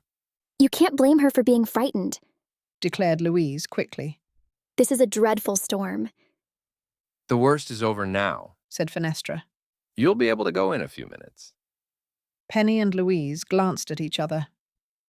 Peter Fenestra's remark made it very clear that he did not wish them to linger after the storm had passed. Without inviting them to sit down, he nervously went from window to window, watching the clouds. Rain began to fall. At first it came in a heavy downpour, then slackened somewhat. The wind no longer tore at the doors. You'll be able to go any time now, said Fenestra. I can let you have an umbrella. It's still rather bad, answered Penny. If you don't mind, I believe we'll wait a few minutes longer. The decision displeased the man. Frowning, he turned to gaze at the girls somewhat critically. Who sent you here? He demanded. Why did you come? His manner was so suspicious that Penny sensed it was no time to reveal the real purpose of the visit. Instead, she said, My father has a cottage along the river. We were returning from there when the storm broke. Her explanation seemed to satisfy the man. He shrugged and fell to pacing the floor restlessly. The rain presently ceased. Penny and Louise felt that they no longer could delay their departure. Saying goodbye to Fenestra, they left the house. Rounding a corner of the building, they were startled to hear a light tap on the window. Glancing up, they saw Tillie Fellow's face pressed against the pane. She's signaling for us to wait, observed Penny. I guess she wants to talk with us. The girls stepped into the doorway of a woodshed. In a moment, Tillie slipped from the house, a coat thrown over her head. I hope old Fenestra doesn't see me, she greeted the girls nervously. Let's get out of sight. Penny and Louise followed her into the woodshed, closing the door. How long have you worked here? The latter inquired curiously. Ever since I met you girls on the boat. I answered an advertisement the next morning and got this job. Do you like it? asked Penny. I imagine farm work is hard. The work is easy enough, but I hate the place. That's why I wanted to talk with you. Do you know of anyone who needs a girl? I'll work for very small wages. I don't know of anyone at the moment, responded Penny. I can't stay here much longer, Tillie said, a note of desperation in her voice. Mr. Fenestra is so overbearing and mean. He can't bear noise either. If I as much as rattle a dish, he berates me. Does he pay you a decent wage? Inquired Louise. $10 a week. I can't complain on that score. But there's something about him. I can't explain. It gives me the creeps. Fenestra is a peculiar type, admitted Penny. He didn't act very friendly toward Louise and me. By the way, why does he keep the storm cellar padlocked? That's something I wish you would tell me. He wouldn't allow us to enter it even when the storm was coming. Fenestra always keeps the cave padlocked, revealed Tillie. He goes there every day too. Sometimes he spends hours beneath ground. It rather frightens me. What do you think he does there? I don't know. Once I asked him about the cave and he flew into a violent rage. He said if he ever caught me near it, he would discharge me. He told us that the cave was half filled with water. I don't believe that, said Tillie. He has something hidden down there. Haven't you any idea what it is? No, and I don't care very much, returned Tillie. All I want to do is get away from this place. If you hear of a job anywhere, will you let me know? Of course, promised Penny. Mrs. Weems, our housekeeper, may know of a vacancy. If she does, I'll telephone. We haven't a telephone. Mr. Fenestra had it taken out because the ringing of the bell made him jumpy. He said the neighbors always listened to his conversations, too. He's very suspicious of everyone. Then I can run out in the car, said Penny.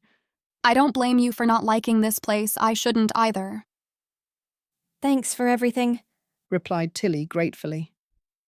You've been awfully good to me. I must run back now, or old Fenestra will ask me a million questions. Hastily saying goodbye, she darted away. Walking slowly toward the road, Penny and Louise discussed Peter Fenestra's strange actions. They were inclined to agree with Tillie that he had hidden something of value beneath ground. Across the road from the farmhouse, a giant elm tree had been uprooted. They saw overturned chicken houses, fences laid flat, tangles of telephone and electric wires. Even more damage must have been done farther down the river, remarked Penny anxiously. I hope our new cottage hasn't blown away. Shall we go there and see? I wish we could. For several hundred yards, the girls followed the road. Then once more they cut across the fields toward the winding river. As they approached the Parker property, their misgivings increased. All along the waterfront, trees had been toppled and split. In sections, there were wide paths cut as if by a scythe. The cottage is still there, Penny cried as they presently ascended to higher ground. I can see it. Several trees are down. Observed Louise. One has fallen across the porch. A beautiful birch, too, murmured Penny. Anchor Joe will have a job clearing it away. Approaching the cottage, the girls saw no glimpse of the workman. Penny called his name several times. I wonder where he went, she murmured. The girls rounded the corner of the cottage. As their eyes fell upon the giant birch which had demolished the porch railing, they were startled to see a slight movement among the leaves. A hand lay limp against the trunk. Anchor Joe! Gasped Penny in horror. He's pinned beneath the tree. Chapter 10. A Word to the Wise. Penny and Louise stooped beside the groaning man who lay pinned on his side beneath the tree.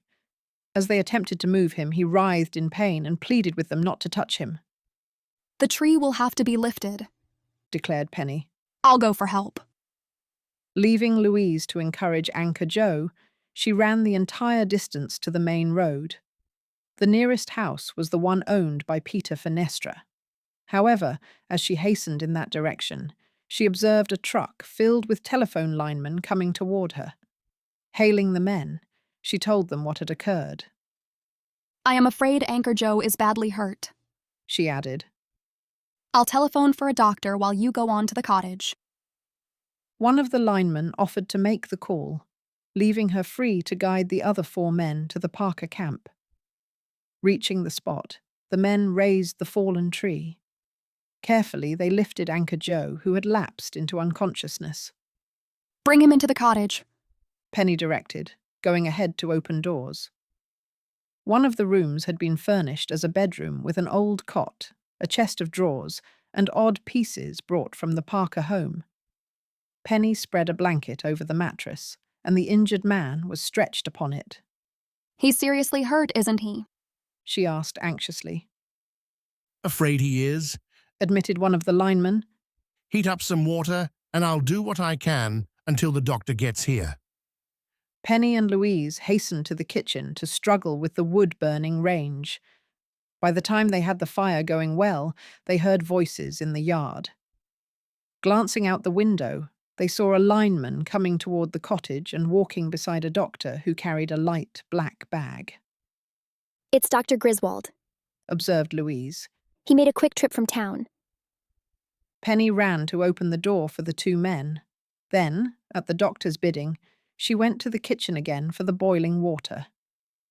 You carry it in, urged Louise. I can't bear to see poor Anchor Joe. The lineman had left by the time Penny re-entered the bedroom. The doctor was working over Anchor Joe, and she observed in relief that he had recovered consciousness. Where do you feel pain? The doctor inquired as he unfastened the man's shirt.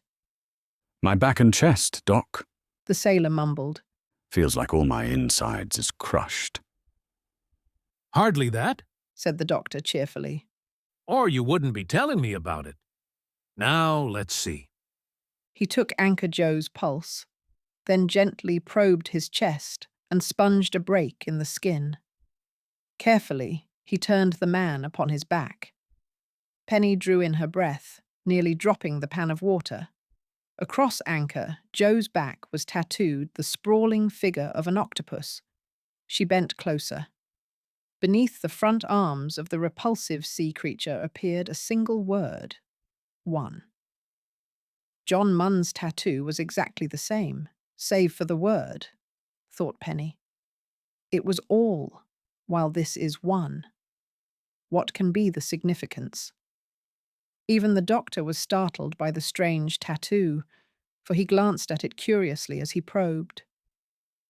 You are a sailor? He inquired. That's right, muttered Anchor Joe. Ouch, Doc. Take it easy, will you? Penny could not remain silent. Joe, do you know a man named John Munn? She asked. Sure I know him. The sailor mumbled. We shipped together on the Dorowski.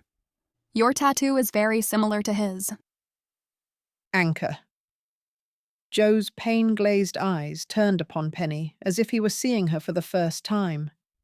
He made an effort to pull the blanket over his back. We had 'em put on together. He muttered. Jack and John, and that rat, Otto. Please don't talk to the patient, said the doctor significantly. He should be kept quiet. I'm sorry, apologized Penny. She did not speak again until the doctor had completed his examination and had bandaged Anchor Joe's cuts and bruises. What do you advise, Doctor? She asked. Will it be necessary to remove Joe to a hospital? Neither advisable nor desirable for at least 24 hours, he replied. I find no indication of internal injury, but it is best to be safe. The patient should be kept quiet, in bed, for at least a day or two. It's something of a problem to care for him here, said Penny, frowning. Do you suggest a nurse? Any woman who has had practical experience in caring for the sick would do. Mrs. Weems may be willing to come, said Penny. I'll telephone home at once and learn what arrangements can be made. When the doctor left, Penny accompanied him as far as the first house. From there, she telephoned her father, who promised to get Mrs. Weems and come at once to the cottage. Louise was uneasily waiting by the time Penny returned. Outside the bedroom, they held whispered consultation. Has Anchor Joe talked? Penny questioned. You know what I mean. Has he said anything about John Munn or the tattoo? Not a word. But every so often he mutters that he'll get even with someone by the name of Otto, a fellow sailor who ratted. He mentioned Otto when I was in the room, nodded Penny. I wish we dared question Joe, but the doctor advised against it. I don't think we should annoy him now. Perhaps later on he'll tell us about the tattoo and its meaning. Perhaps, echoed Penny. However, if I am any judge of character, Anchor Joe isn't the talkative type. As soon as he gets over the shock of this accident, he'll lock those lips of his. We'll learn nothing. Why are you so convinced there's a deep mystery connected with the tattoo? I can't explain it, Lou. I just know there is. I'll never rest until I learn the significance of those words, all in one. Within a half hour, Mrs. Weems and Mr. Parker arrived at the cottage, bringing a supply of linen, food, and comforts for the injured man. The housekeeper agreed to assume charge until Anchor Joe could be safely removed to a hospital. When Mr. Parker drove to Riverview, the girls accompanied him. During the ride, Penny questioned her father regarding Anchor Joe. I know almost nothing about him, he replied. He was sent to me by the Acme Employment Agency, and I didn't bother to ask for a recommendation. I've learned that he's a friend of John Munn, revealed Penny.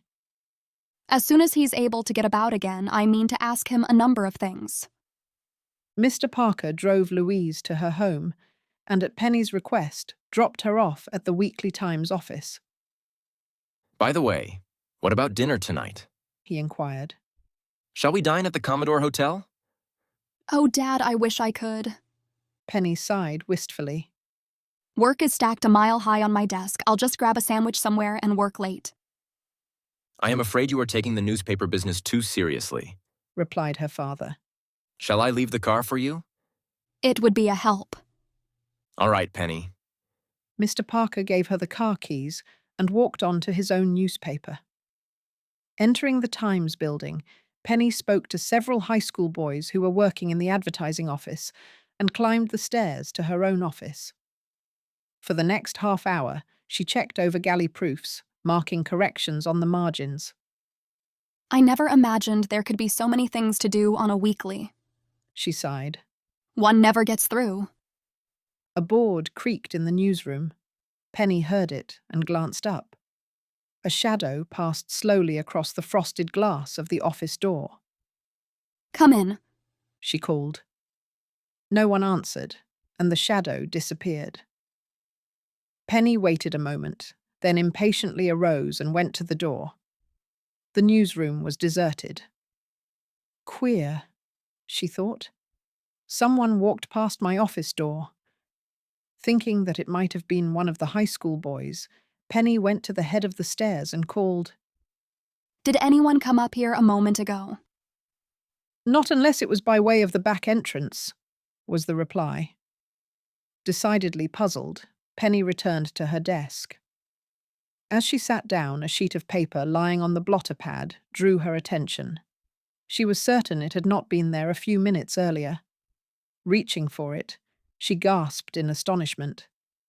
The paper bore a message scrawled in black ink and read, "To the editor of the Weekly Times. You are hereby warned to give up your newspaper which offends public taste. We give you 3 days to wind up your business and close doors. A word to the wise is sufficient." Chapter 11. Mr. Judson's Daughter.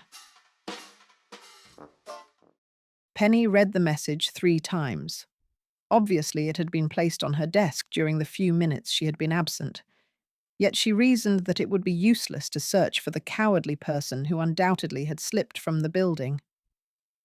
"So I am warned to close shop," she muttered angrily. "And the Weekly Times offends public taste." Penny crumpled the paper into a ball, hurling it toward the wire basket. Reconsidering her action, she recovered the note and, carefully smoothing the wrinkles, placed it in her purse. "I'll show this to Dad," she told herself. "But no one else." When Penny's anger had cooled, she was left with a vague sensation of misgiving. Resolutely, she reflected that it was not unusual for editors to receive threatening notes. Often her father had shown her such communications sent to the Star by cranks. "It doesn't mean a thing," she assured herself. "Not a thing. I'll keep on publishing the weekly as long as I please." One fact contributed to Penny's uneasiness. Often she worked late in the building, and a single light burning from an upper-story window proclaimed to any street watcher that she was alone. In the future, she must use far more caution. Try as she would, Penny could not forget the warning. After the boys who comprised the advertising staff had gone home for dinner, she caught herself listening tensely to every unusual sound. At length, she shut the desk and arose. "I'm doing no good here," she thought in disgust. "I may as well go home." Taking particular care to lock all doors and windows, Penny left the building. Street lights were blinking on as she climbed into the parked automobile. Driving mechanically, she weaved through downtown traffic, now and then halting for a red light.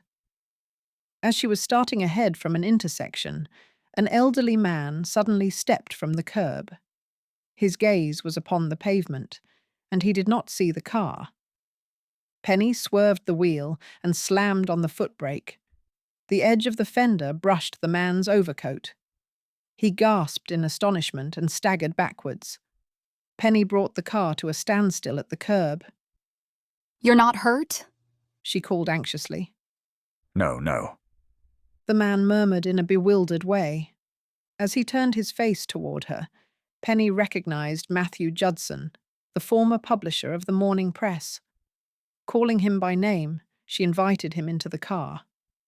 "Let me take you home or wherever you are going," she urged. "You don't look well, Mr. Judson. I am afraid I frightened you." It was my fault, admitted the old gentleman, staring at Penny. I was thinking about something when I stepped from the curb. "This is a dangerous intersection. Please, Mr. Judson, can't I take you home?" If you insist. He murmured, entering the car. You seem to know my name, but I haven't the pleasure of your acquaintance. "I'm Penny Parker. My father publishes The Star." Oh, yes. Mr. Judson's voice became spiritless. "Your home is on Drexel Boulevard, I believe?" Penny inquired. Matthew Judson nodded, and in the same dull, lifeless voice supplied the address. He made no attempt at conversation. As she stole occasional glimpses at the man, Penny thought that his face bore lines of mental fatigue and discouragement. He stared straight ahead with glazed, unseeing eyes. Hoping to start a conversation, she presently remarked that she was the managing editor of the Weekly Times. For the first time, Matthew Judson displayed interest. "Oh, are you the girl who has taken over my building?" he asked. Yes, Mr. Veely allows me the use of it rent-free. I hope you don't mind? "Mind?" repeated Mr. Judson, laughing mirthlessly. "Why should I?"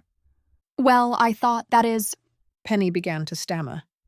"You thought that because I gave up my own paper I might not wish to see the building used by another?" Something like that, admitted Penny. "I try not to think about the past," said Mr. Judson quietly. "Long ago I made my decision, and now must abide by it. I realize that I never can publish the press again. I'm broken, beaten." The old man spoke with such bitterness that Penny glanced quickly at him. There was an expression in his dark eyes which startled her. Surely one can't be defeated as long as he's willing to fight, she ventured. Why, if you chose to make a comeback, I'm certain you would succeed. Mr. Judson shook his head impatiently. "You don't understand. I am through, finished.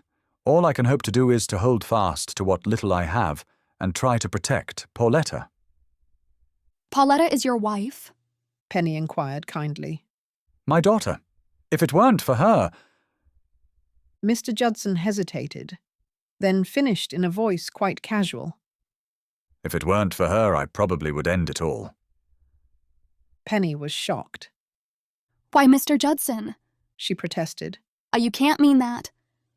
"Don't be alarmed," he said, smiling faintly. "I have no intention of taking the easy way out." A dozen questions flashed through Penny's mind, but she was afraid to ask any of them. From Mr. Judson's remarks, it was fairly evident that he never had relinquished the press voluntarily. Could financial difficulties alone account for his state of mental depression? In the darkening twilight, the car approached a white-painted brick house set back some distance from the boulevard. Once an elegant dwelling, peeling paint had made it an unsightly residence. Roof shingles were curling. The front porch sagged, while an iron fence only partially hid a wide expanse of untended lawn. "This is my home," said Mr. Judson. "Turn into the driveway if you wish." Penny stopped the car just inside the iron gate. As Mr. Judson alighted, a girl who appeared to be in her early 20s arose from a bench. A white collie at her side, she came toward the car. Midway across the lawn, she paused, staring. Then, she half-turned, as if to retreat. "Pauletta," called Mr. Judson. "Will you come here, please?" Reluctantly, the girl approached the car, her gaze meeting Penny's almost defiantly. Pauletta was a beautiful girl with auburn hair and steel-blue eyes. "Pauletta, this is Miss Parker," said her father. How do you do? Responded the girl coldly. The instant Penny heard the voice, she knew where she previously had seen Mr. Judson's daughter, on the steamer Goodtime. Pauletta was the girl who had tossed a wig and clothing into the river. How do you do, Miss Judson? She responded. Haven't we met before? Pauletta kept her face averted from her father. She met Penny's gaze with a bold stare. I think not, she said evenly. No, Miss Parker, you are mistaken. Chapter 12. Old Horney. Penny made no reply to Pauletta, and the silence became unbearable. "Won't you stay for a few minutes?" Mr. Judson invited. "Pauletta, why not show Miss Parker our rose garden?" It's rather dark, his daughter replied. Anyway, she wouldn't care to see it. Indeed, I should, contradicted Penny. Deliberately, she switched off the car ignition. Pauletta glared at her, but dared make no protest in her father's presence. With a shrug, she led Penny along a gravel path to the rear of the house. Mr. Judson remained behind. As soon as they were beyond hearing, Penny said quietly, "Need we pretend? I am sure you recall that we met aboard the Goodtime." Yes, I remember now. admitted Pauletta coldly. You were with another girl. And you were accompanied by a young man. A friend of mine. This may be something of a shock, said Penny. But my chum and I saw you drop a bundle containing a wig into the river. Oh. The bundle caught fast and I fished it out. You have no proof it was mean. You won't tell father. Not if you can offer a good reason why I shouldn't. There are any number of them. You mustn't tell my father. That's why I pretended not to know you. I certainly wish you would explain Tillie Fellows was robbed that night. Who is Tillie Fellows? One of the excursionists. Her pocketbook was taken shortly before the boat docked. You can't believe I had anything to do with it. I don't wish to think so, but your actions were very strange. I can explain everything, Pauletta said hurriedly. My reason for wearing a disguise was a simple one. I didn't care to have anyone on the boat recognize me. Why, may I ask? Before Pauletta could answer, Mr. Judson came around the corner of the house. Please say nothing about it to father, the young woman pleaded in a whisper. I'll explain everything later. Penny nodded, and for Mr. Judson's benefit, offered a few remarks about the roses. We once had a beautiful garden, commented Pauletta. Now it's in ruin, the same as the yard. Father doesn't look after the place as he should. The grounds are large, replied Mr. Judson mildly. You shouldn't try to do the work yourself, Pauletta protested. It was foolish of you to let the gardener go. Penny felt increasingly ill at ease.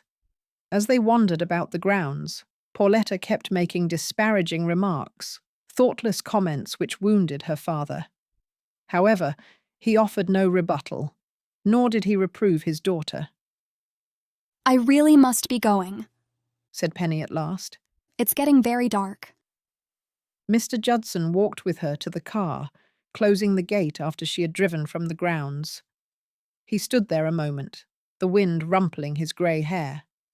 Then he raised his hand in friendly salute and turned toward the house. Poor Mr. Judson, she thought. So discouraged, and yet so gallant. How can Pauletta be completely blind to his suffering? Doesn't she realize? Penny did not regret having kept the young woman's secret, for she felt that the revelation of their meeting would only add to Mr. Judson's troubles.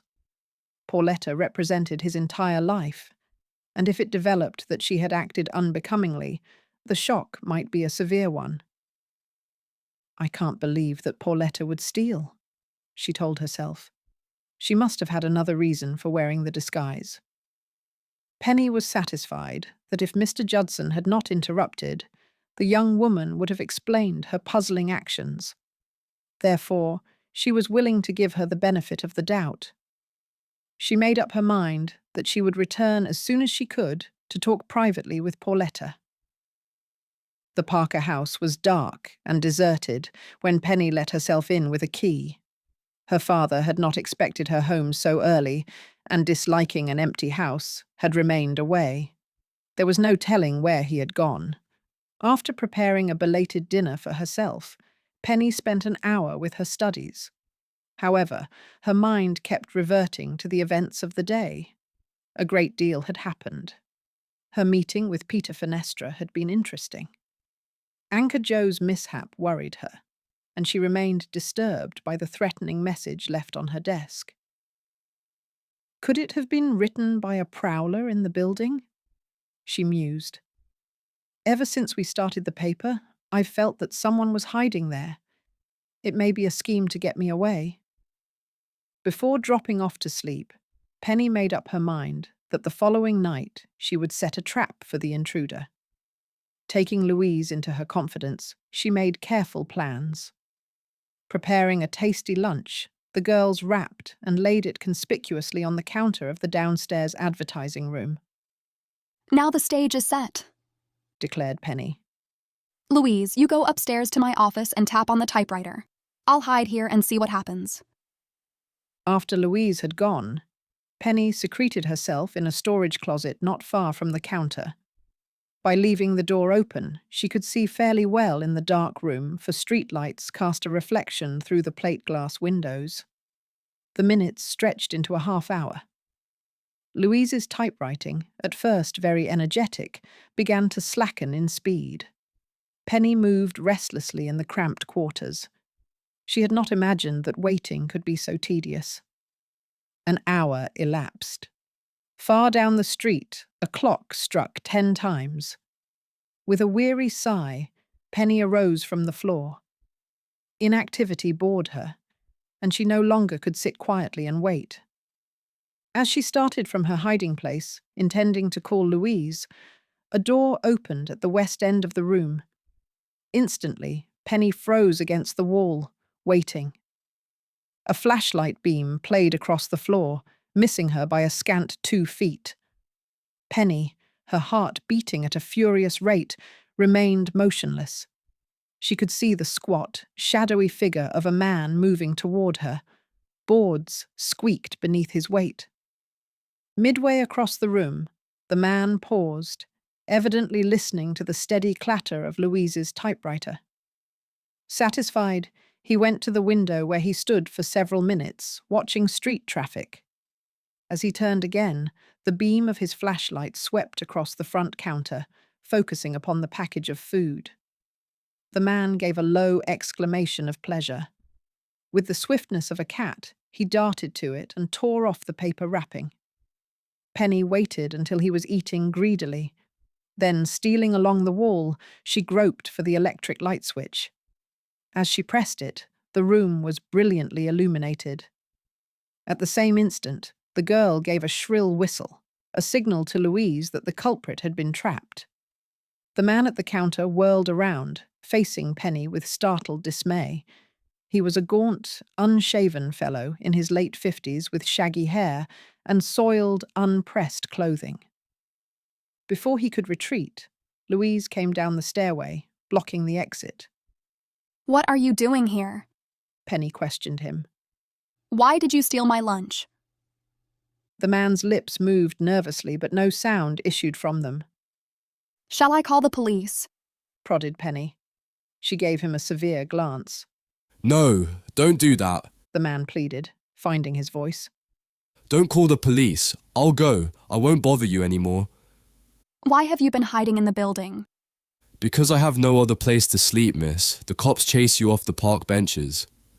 Penny was surprised by the man's speech, which belied his disreputable garments. His tone was well modulated, his manner respectful. You've been living in this building a long while? She asked curiously.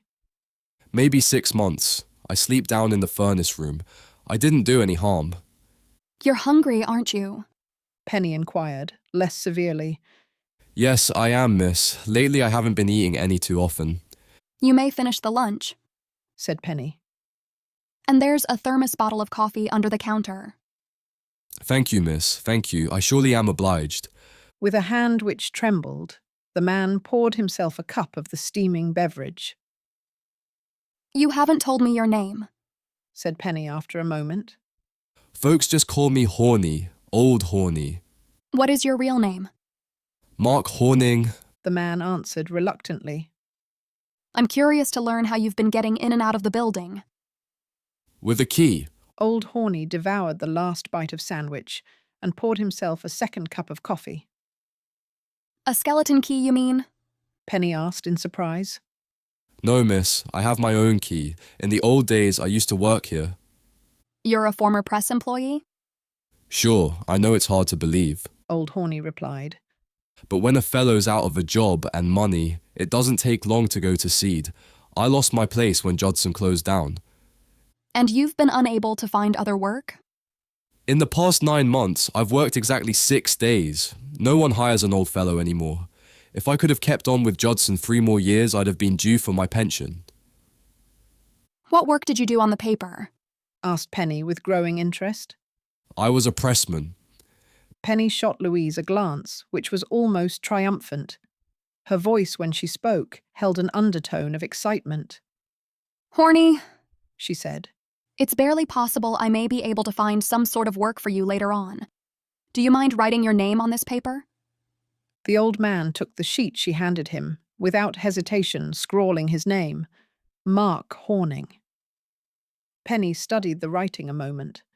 To her relief, it bore not the slightest resemblance to the warning message left on her desk the previous night. Horney? She questioned. Did you ever try to frighten me away from this building? Oh no, miss, he replied. Once I tiptoed up to your office, when I saw you were working there, I slipped down to the basement again. Did you ever place a note on my desk? I never did. Penny was satisfied that Horney had told the truth. Yet if he were not the culprit, she was unable to guess who had warned her to abandon the plant.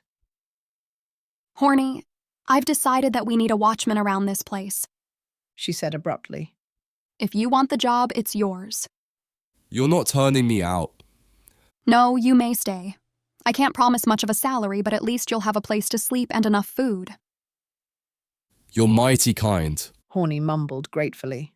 Mighty kind. He hesitated and then added, I promise you won't be sorry you did it, miss. Maybe you'll find I can be of some real use around this plant. I'm at your service, and what's more, I'm for you 100%. Chapter 13. Paper Problems. The next afternoon, Penny and Louise arrived at the Weekly Times to find that the entire lower floor had been cleaned and swept. Old Horney was discovered in the composing room, stirring up a great cloud of dust with a stub of a broom. I was just cleaning the place up a bit, he said apologetically. Hope you don't mind. Mind? Laughed Penny. I'm delighted our staff of janitors has lost interest here of late. I set a little type for you last night too. Why, Horney, I didn't know you were a linotype operator. I'm not, answered the old man. But I can learn most anything if I set my mind to it. If you have any jobs you want done, just turn them over to me. Horney, said Penny soberly. More than anything else, I would like to publish the weekly in my own plant. The obstacles seem almost too great to overcome. Do you think it could be accomplished? Why, sure, said Horney. If I had some tools and a little to do with, I could get the presses ready in a day. What about the stereotyping work? I could master the trick of it, declared Horney confidently. Horney, you're a jewel, laughed Penny. I'll place you in charge of my production department, but I fear I can't give you a salary in proportion to your duties. Don't worry about that, miss. I would rather be working than sitting around with nothing to do. Then look over the plant and make up a list of the things you must have, suggested Penny. I'll go over to the Star this minute and arrange for printing paper. Leaving Louise in charge of the office, she jubilantly set forth for her father's plant. Now that old Horney had been added to the staff of the Weekly, problems which previously had seemed unsurmountable suddenly had become easily solved. Entering the Star building, Penny went directly to the stockroom, wandering about until she found Mr. Curry, the foreman. Here's something for you, she grinned, offering a slip of paper. What's this? Mr. Curry asked with a puzzled frown. An order for a roll of paper? Yes, Mr. Curry, explained Penny. At last I am going to publish my own sheet over in the old press building. Dad is staking me to a little paper. A little? Why, one of these big rolls would print more copies of your paper than you could sell in 6 months. And paper is expensive. How about a half roll or even a quarter? It would be a lot easier to handle. Oh, all right, agreed Penny. Just so I get enough to print my first issue? Mr. Curry led the way to one of the presses, pointing to a roll of paper mounted on a feeding rack. That one is about half used up, he said. Will it do? Yes, I guess so, agreed Penny. May I have it right away? Mr. Curry replied, by pushing a tram along a miniature railway which ran under the press. With surprising skill, he maneuvered the roll into position on the carrier. Then he pushed the tram to the elevator, moved the portable paper lift over the roll, and up it went to the platform. The elevator grounded at the first floor, where the paper was rolled to the loading dock with pry bars. "There you are," said the foreman. All I need now is a truck. Penny cried exultantly. Thanks, Mr. Curry. Standing guard beside her paper, she waited until one of the star drivers had finished unloading his cargo and was ready to pull from the dock. How's chances for a ride, buddy? Asked Penny, jerking her thumb in the manner of a hitchhiker. Me and my paper to the Weekly Times. Okay, laughed the trucker. He rolled the paper onto the truck, and Penny climbed into the cab beside him. At the Times building, she had the roll set off at the rear entrance, where old Horney easily could get it to the press room. Highly elated, Penny mounted the steps, 2 at a time, bursting in upon Louise, who was busy writing headlines. Got it, she announced. About 600 pounds of paper. That should keep the Weekly going for a while. Here's something to dampen your enthusiasm. Louise thrust a letter toward her. Another kick on that Octopus Tattoo story you wrote. A Mrs. Brown says she heartily disapproves of such outlandish tales and that she'll never buy another copy of the Times. At least it proves my story attracted attention, chuckled Penny. Anything else while I was gone? Yes, Mrs. Weems telephoned to ask that you come to the cottage as soon as possible. And that reminds me, the telephone bill. The company requires a month's advance. Never mind the bills, interrupted Penny. Did Mrs. Weems say anything about Anchor Joe? He appears to be much better. I'm glad of that. I suppose I should drive out to the cottage before it gets dark. Run along. I'll look after everything here. Penny swept her desk clear of papers and locked the drawers. If you have any spare time, you might see what you can do with my algebra assignment, she suggested. I missed every problem but one yesterday. I have my own lesson troubles, responded Louise. I'm wading up to my neck in Latin, and the next monthly quiz is certain to drown me. Teachers have no consideration, sighed Penny. None at all. Gathering up her school books, she bade Louise goodbye and left the office. On the stairway, she met old Horney. I've made my list, he said, offering it to her.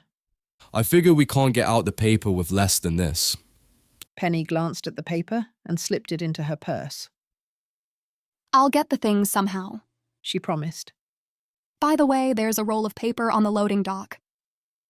I've already hauled her in, replied old Horney. Any other jobs for me? No, you seem to be one jump ahead, laughed Penny. They descended the stairway together, the steps creaking beneath their weight. There was a different look to old Horney, Penny thought, stealing a glance at him. His hair had been cut, and his face was clean-shaven. Work had given him a new outlook, a desire to recover his self-respect. I suppose you knew Matthew Judson rather well, she remarked reflectively. Oh, sure. What was he like, Horney? Well, the old man hesitated, at a loss for words. Judson was queer, sort of cold and unfriendly, except to those who knew him best, but he was a square shooter. The employees liked him? Everyone did, except a few chronic soreheads. Horney, was it true that the press was making money at the time it closed? That's what everyone on the paper thought. It was a shock to us all when Judson closed down. I'll never forget the day he told us he was giving up the plant.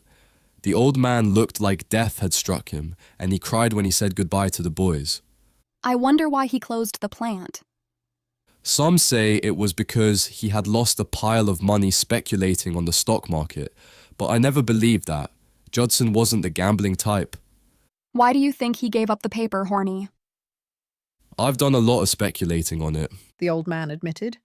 This is just my own idea, but I figure Judson may have been blackmailed. Blackmailed by whom? I can't tell you. It's only my guess. You have no evidence to support such a theory, Horney? Nothing you could call that. but the day before Judson quit, he was in the press room. He was sort of thinking out loud, I guess. Anyhow, he said to me, "Horney, the dirty blackmailer couldn't do this to me if it weren't for my daughter. If it didn't mean smearing her name, I'd fight." Did you ask him what he meant? I made some reply, and then he closed up like a clam. I figure he hadn't realized what he was saying. You haven't any idea as to whom he meant? I couldn't make a guess. No matter what the reason, it was a pity the press had to close, declared Penny. I feel very sorry for Mr. Judson. Bidding Horney goodbye, she hurried home for her automobile. However, as she drove toward the river cottage, she kept thinking about what the old pressman had told her. It's barely possible his theory is right, she mused. But why should Mr. Judson submit to blackmail even for his daughter's sake? Somehow, the pieces of the puzzle refuse to fit. Chapter 14. An empty bedroom. Darkness was inking the sky as Penny drew up at the end of the road. Parking her car between scraggly box elders, she walked swiftly along the river trail, soon approaching within view of the Parker cottage. The fallen tree had been sawed into cordwood, the yard cleaned of sticks and debris, and only the damaged porch remained to remind one of the severe storm. As Penny opened the screen door, Mrs. Weems came from the kitchen. "Joe is asleep," she warned in a whisper. "Perhaps we should talk outside." Penny nodded and followed the housekeeper to the porch swing. "How is he doing?" she inquired. "Oh, much better," replied Mrs. Weems. "The doctor was here an hour ago. Joe is out of danger but must remain in bed for at least another day." I was afraid when you telephoned that something had gone wrong here. "No," confessed the housekeeper. "I was merely lonesome for news. Is everything going well at home?" "Oh yes, we're getting along fine." "I hope you remembered to bring in the milk, and you didn't neglect the dusting." Penny smiled ruefully. "I might have known you would let everything go," sighed Mrs. Weems. "No doubt it's my duty to remain here, but I feel I should be at home." Anchor Joe needs you, Mrs. Weems. Has he talked very much? "Not a great deal. He ate a hearty lunch and seems in no pain." Did you see his back, Mrs. Weems? "Yes, the cut was an ugly one. The doctor changed the dressing while he was here." "I mean the tattoo," said Penny impatiently. "Didn't you notice it?" "I saw that he had one, if that's what you mean." "You didn't question him about it?" "Certainly not, Penny. Why should I?" "Don't you read the Weekly Times? Anchor Joe's tattoo is a dead ringer for the one John Munn had on his back. Joe's already admitted that he knows Munn. For all we know, they may be bitter enemies. Perhaps it was Anchor Joe who pushed Munn off the bridge." "Penny, your ideas grow wilder each day," protested Mrs. Weems. "I hope you don't talk such nonsense to other people." "All the same, Anchor Joe bears someone a grudge," insisted Penny. "He mentioned a person who had ratted. Didn't you learn a single fact about him, Mrs. Weems?" "His last name is Lander, and he came to Riverview 3 weeks ago. He has no family." "I think I'll question him myself when he awakens." "No, I can't allow that," said Mrs. Weems sternly. "The doctor would never approve." "I promise not to excite him." "The answer is no. Now I wish you would help me by bringing in the washing. I must start supper." Penny obediently took the basket and unpinned sheets and pillowcases from the line. She had just finished when she observed a tall, well-built young man with military stride approaching through the trees. He tipped his hat politely. "I beg your pardon," he said. "I am trying to find the Parker cottage." "Your search is at an end," answered Penny. "You've come to the right place." "Do you have a man working here named Joe Lander?" "Why, yes, we have." "Where may I find him, please?" "Joe is confined to his bed," explained Penny. "Unless it is very important, I am afraid we can't allow you to talk with him today." "It is important," said the stranger. "I am Clark Moyer from the Federal Bureau of Investigation." Penny's eyes opened wide. "A G-man?" she demanded. I am an investigator for the government, he replied, smiling. And you're after Anchor Joe. I am here to question him. What has he done, Mr. Moyer? I am not permitted to discuss a case to which I have been assigned. He returned, amused by her display of interest. It's quite possible that Lander is not the man I seek. How long has he worked here? Only a few days. He hasn't killed anyone, has he? No, smiled the government man. It's not that serious. The man I'm after is short and wiry, sandy hair and blue eyes. He has a tattooed anchor on his right arm. And one on his back?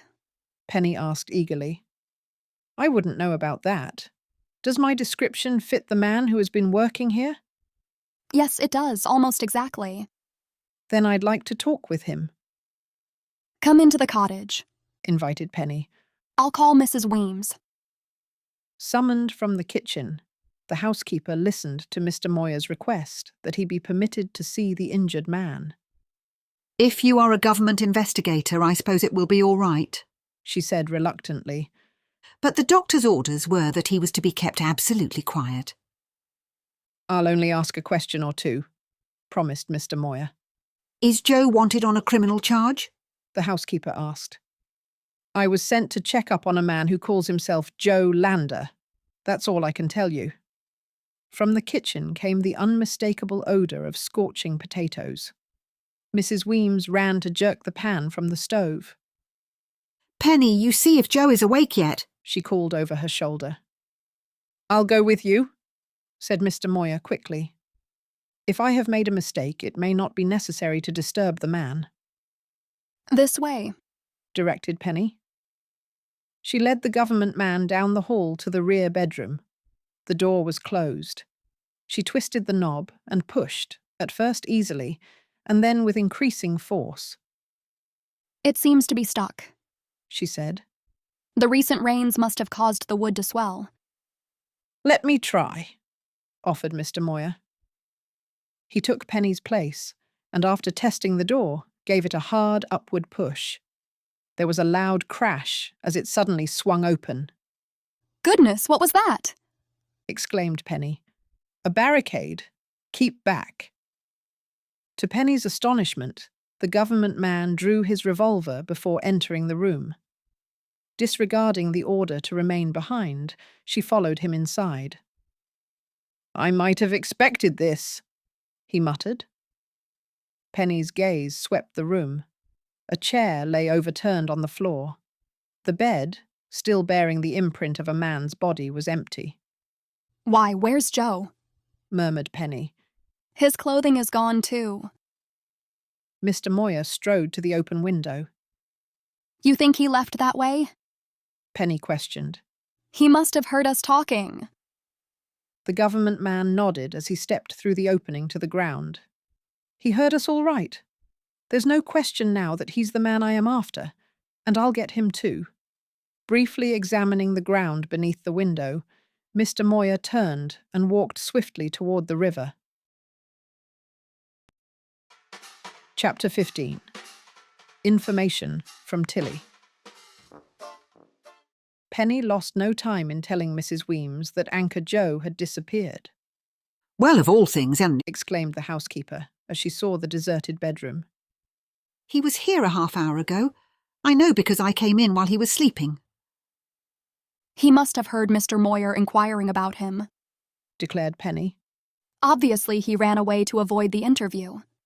Then that means he's guilty. I'm afraid so, Mrs. Weems. What do you suppose he did to have a government man after him? He may have been a gangster. Anchor Joe? Asked Penny, smiling. He hardly looked the type. In any event, we're fortunate to be rid of him. I wish we could have questioned him, Penny said gloomily.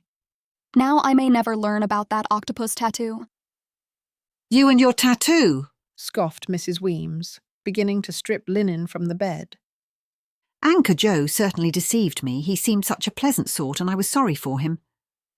I still am, said Penny. The poor fellow is in no condition to be wandering around. I rather hope Mr. Moyer overtakes him soon. Then at least he'll get the medical attention he requires. While Mrs. Weems straightened the bedroom, she wandered to the river's edge.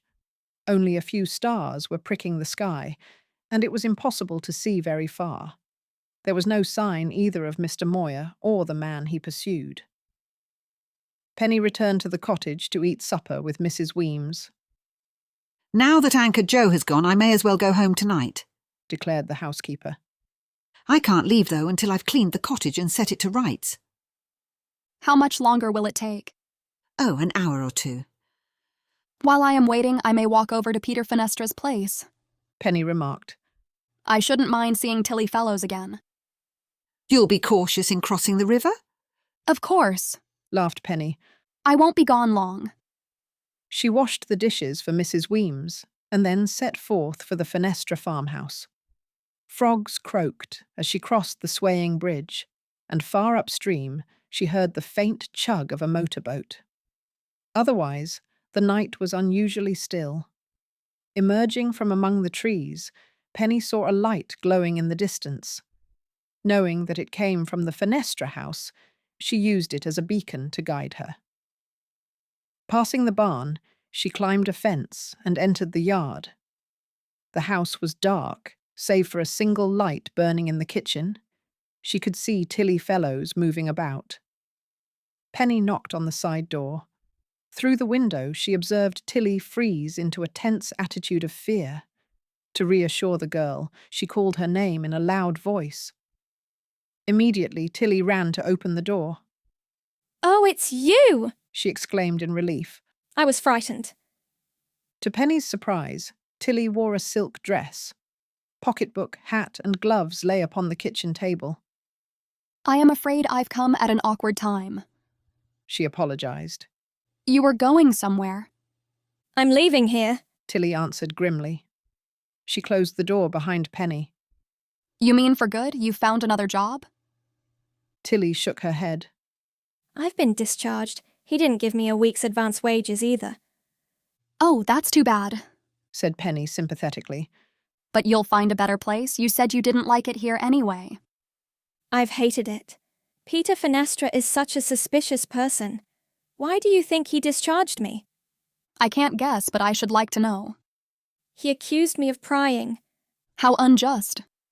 Well, in a way, I was trying to learn about things I shouldn't, Tillie admitted honestly. It was that storm cave. Did you get down into it? Penny asked. No, but I tried. Old Peter was gone this afternoon, and I decided to find out what he keeps hidden underground. The padlock wasn't locked. Usually it is, but today he forgot. I got the door open. Just as I started down the steps, he grabbed me by the shoulder. I was scared half to death. You mean Fenestra had hidden himself in the cave? Penny questioned in astonishment. Yes, it was a trick to catch me prying. He said so himself, Penny.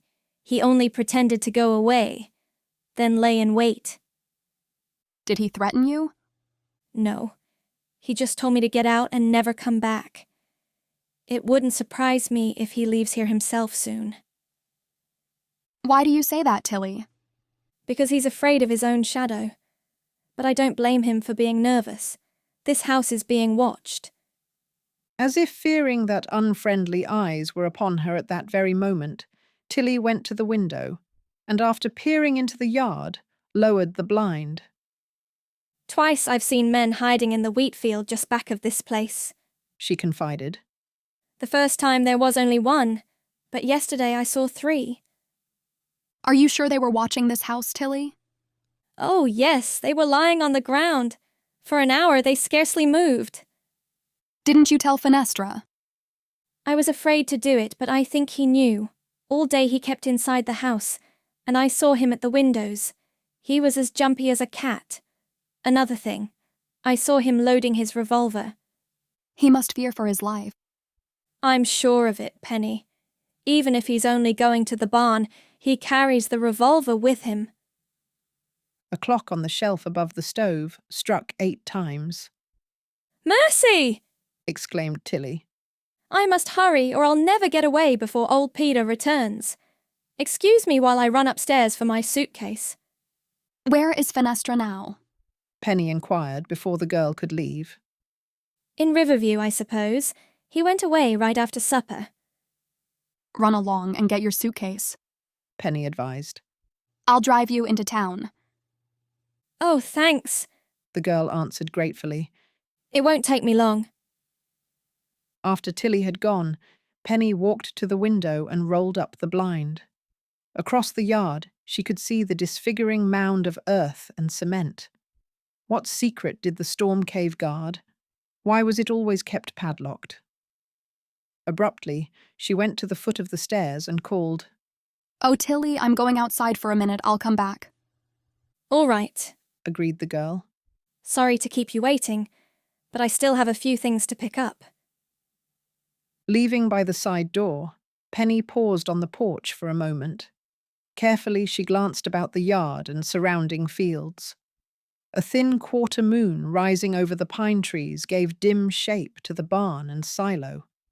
She could see no one. Yet Tillie's revelation that strange men spied upon the house made her attentive to danger. Swiftly, she crossed the lawn to the storm cave. As she had fully expected, the slanting door was padlocked. Oh, shoot! She exclaimed impatiently. I want to get down there. She jerked at the padlock several times, and then, accepting the situation, turned toward the house. As she walked, Penny's eyes fastened absently upon a clump of lilac bushes some 20 yards from the cave. They were moving gently as if stirred by a wind. Yet there was no wind. Penny did not pause, but every sense became alert. Her heart pounded. Distinctly, she could see a man crawling on hands and knees behind the lilacs. Chapter 16. Behind the Lilacs. Without disclosing by her actions that she had observed anything amiss, Penny walked steadily on toward the house. Her first thought had been that it was Peter Fenestra who spied upon her. However, as the figure straightened, she knew she had been mistaken. The man was not Fenestra. Before she could see his face, he moved to another clump of bushes, and then was enveloped by darkness.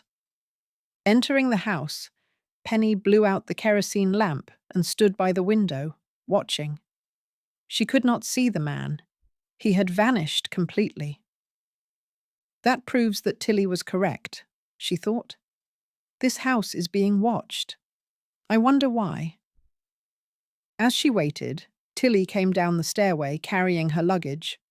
Observing that the kitchen was dark, she paused in alarm.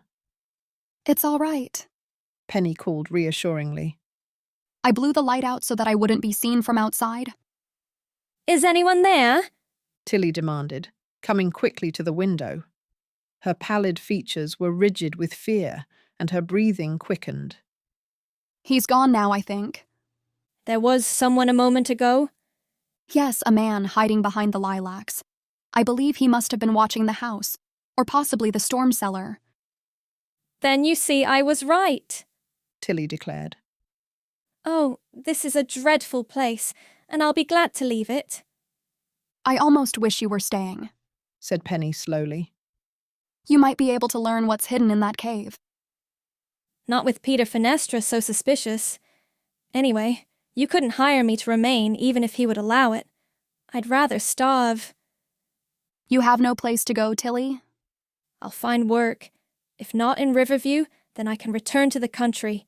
Anything will be better than what I've had.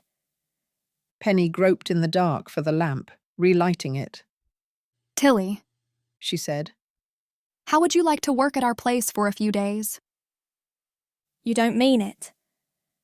I do if it can be arranged, Penny affirmed. We have a housekeeper, but it occurred to me that she might take your place here. She'd be very foolish to give up a good job for this. It would only be temporary. I think I can induce her to make the change for a few days. The question is, can we get Peter Fenestra to accept her? I doubt if he'll hire anyone now that I am leaving. Why do you want your housekeeper in such a place as this, Penny? Only for one reason, to learn what's going on here. I confess you've made me very curious about the storm cave. Fenestra would watch her every minute, the same as he did me. It won't work. It will if Mrs. Weems can get the job, declared Penny confidently. First of all, we must make Fenestra so uncomfortable he'll want someone to take care of the house. Is he a good cook? Oh, wretched. And the trick of keeping a good fire going is simply beyond him.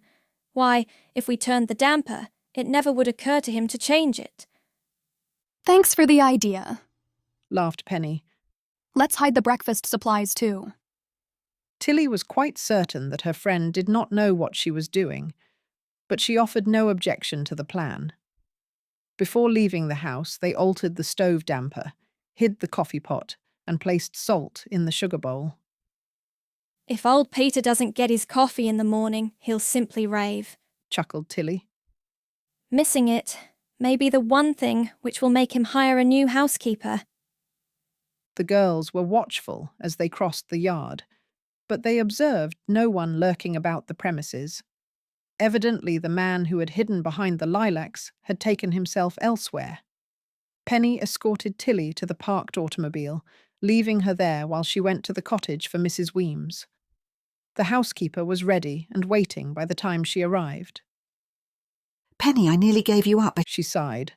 Why did it take so long? I've been busy finding you a new position, chuckled Penny. Starting tomorrow morning, you're to work for Peter Fenestra instead of us. In the act of locking the cottage door, Mrs. Weems turned to face the girl.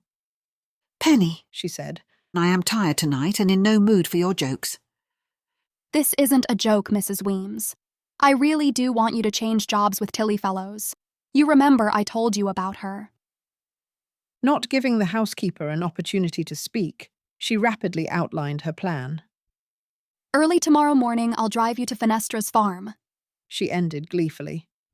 You're to knock on the door and say you're looking for a job at very low wages. Fenestra will be so desperate he'll welcome you with open arms. Then, as soon as he's off his guard, you learn what is hidden in the storm cave.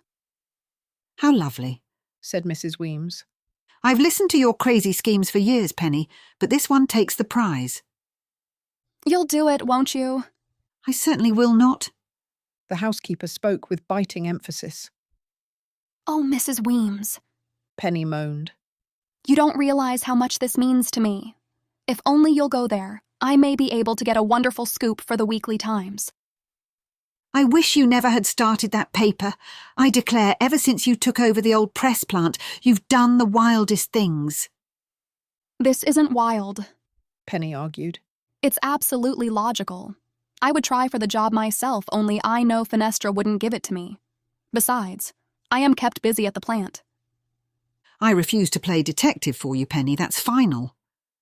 Completely downcast, Penny followed Mrs. Weems along the river trail. However, she had no intention of giving up so easily.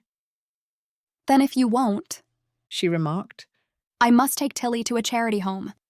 She had intended to start working at our place. The girl may spend the night with us if you like. We have an extra room. Tillie would never accept such a favor, insisted Penny. More than anything else, she wants a job. Mrs. Weems, please reconsider. It's a crazy scheme. No, it isn't, Penny refuted, and noting indications of weakening, launched into another lengthy argument. Mrs. Weems drew a deep sigh. I don't know why I allow you to twist me round your finger the way you do. You'll try for the job? I suppose so, but what will your father say? He'll call it clever journalism, chuckled Penny. Don't you worry about Dad, just leave everything to me. During the ride to Riverview, Mrs. Weems was further influenced by Tillie Fellow's account of Fenestra's peculiar actions. Gradually, she began to share Penny's opinion that the man might have reason to fear for his life. However, she could not agree with the girls that anything of great value was hidden in the cave. Perhaps we're wrong, Penny conceded. But you must go there with an open mind, Mrs. Weems. Observe everything you can and report to me. Particularly, I want to learn what Fenestra knows about John Munn and the Octopus Tattoo. I shan't try very hard to get the jobs, threatened the housekeeper. At 7 the next morning, Penny awakened Mrs. Weems from a sound slumber, reminding her that it was time to start for the Fenestra farm. Protesting that the idea seemed crazier than ever, the housekeeper snuggled down beneath the covers again. You promised you would go, reminded Penny brutally. Please hurry, because I must get you established before I go to school. By the time Mrs. Weems was dressed, breakfast and the car awaited her. She drank the bitterly strong coffee and, still protesting, allowed Penny to drive her within view of the Fenestra farm. Is that the place? She inquired with distaste as the automobile halted. Yes, I don't dare go any closer for fear Fenestra will see me. You know the story you're to tell him. Which one? You've suggested so many that my mind is a whirl. Then make it simple. Just say you're a widow, out of work, and that you're a wonderful housekeeper. I'll wait here. If you go inside, I'll know you've been given the job. When will you come for me? I'll try to see you tomorrow, but hold the fort until I arrive, even if it's a week. A bundle of clothing under her arm, Mrs. Weems trudged on down the road. Penny watched her with misgiving. The adventure was not to the housekeeper's liking, and it was doubtful that her application for work would be an enthusiastic one. Turning the car in the road, she pulled to one side and waited. Mrs. Weems had reached the farmhouse. Following instructions, she knocked at the side entrance. In a moment or two, the door was opened by Peter Fenestra. Anxiously, Penny watched. The interview seemed to be taking a long while, but at least Fenestra had not closed the door in the housekeeper's face. Then, to her delight, Mrs. Weems followed the man into the house. The job is hers, she thought exultantly. If she doesn't fail me, I may yet break an important story in my paper. I feel in my bones that Peter Fenestra's cave soon will yield its secret. Chapter 17. The Art of Tattoo. At school, during the afternoon assembly period, Penny received a note from Louise which read, The Weekly Times is in urgent need of feature stories for our next issue. Any ideas? Penny scrawled a huge 0 on the paper, decorated it with angel wings, and sent it down the aisle. An answer came immediately. You'll have to do something about it.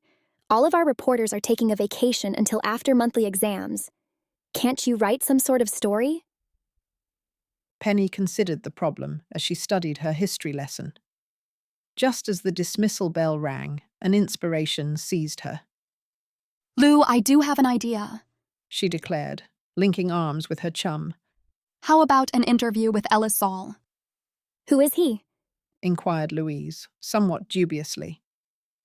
A tattoo artist who has a little shop on Dorr Street. He takes passport pictures, too. I noticed the place weeks ago. What makes you think the story would be worth printing? Tattooing is a fascinating subject. It is to you. I doubt if our readers share your enthusiasm. They will when they read my story, countered Penny. Early the next morning, she presented herself at Mr. Saal's place of business, a den-like crack in the wall, barely wide enough to accommodate a door. Pausing, she stared at a sign which proclaimed that for a nominal sum, Mr. Saal would tattoo or photograph all comers. In a glass frame were displayed many samples of tattooing: bleeding hearts, clasped hands, sailing ships, birds in flight, and other artistic conceptions. Penny entered the shop. The front end of the long, narrow room was unoccupied, but the sound of hammering led her to the rear.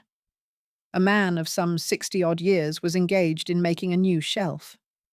As he saw her, the hammer dropped from his hand.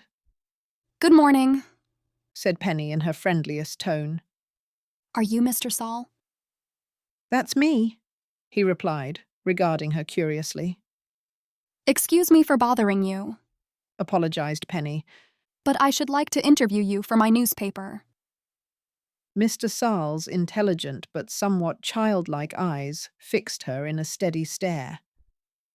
A reporter, he said finally in a long, suffering tone. They wouldn't respect a man's privacy, or anything else for that matter, I reckon. There is one thing I am sure all reporters respect, Mr. Saal, responded Penny. Art. From the samples of your work which I saw out front, I am sure you are a great tattoo artist. Mr. Saal melted like a lump of butter on a hot stove. Penny had struck his weakest spot. You flatter me, he said, a faint pattern of a smile etching his face. I admit I'm good, although maybe not quite the best in the business. What do you want to know? A story about the tattooing business in general and you in particular, Mr. Saal. How do you do it? How did you start? Who was the most famous person you ever tattooed? What is your favorite design? Do you think a tattoo looks better on the arm or the chest? What? Hold it, young lady, hold it. You seem to be a living question mark. Mr. Saal motioned for Penny to follow him to the front of the shop. As he offered her a chair, she took a quick glance at a row of dirty, smeary bottles of chemicals on a shelf above her head. Now let's take your first question, said Mr. Saal, seating himself opposite the girl. I can't tell you how to tattoo. That's a secret of the profession. How much do you charge for one? Depends upon how much a fellow is willing to pay. Take this town. It's a cheap place. Nobody has any money.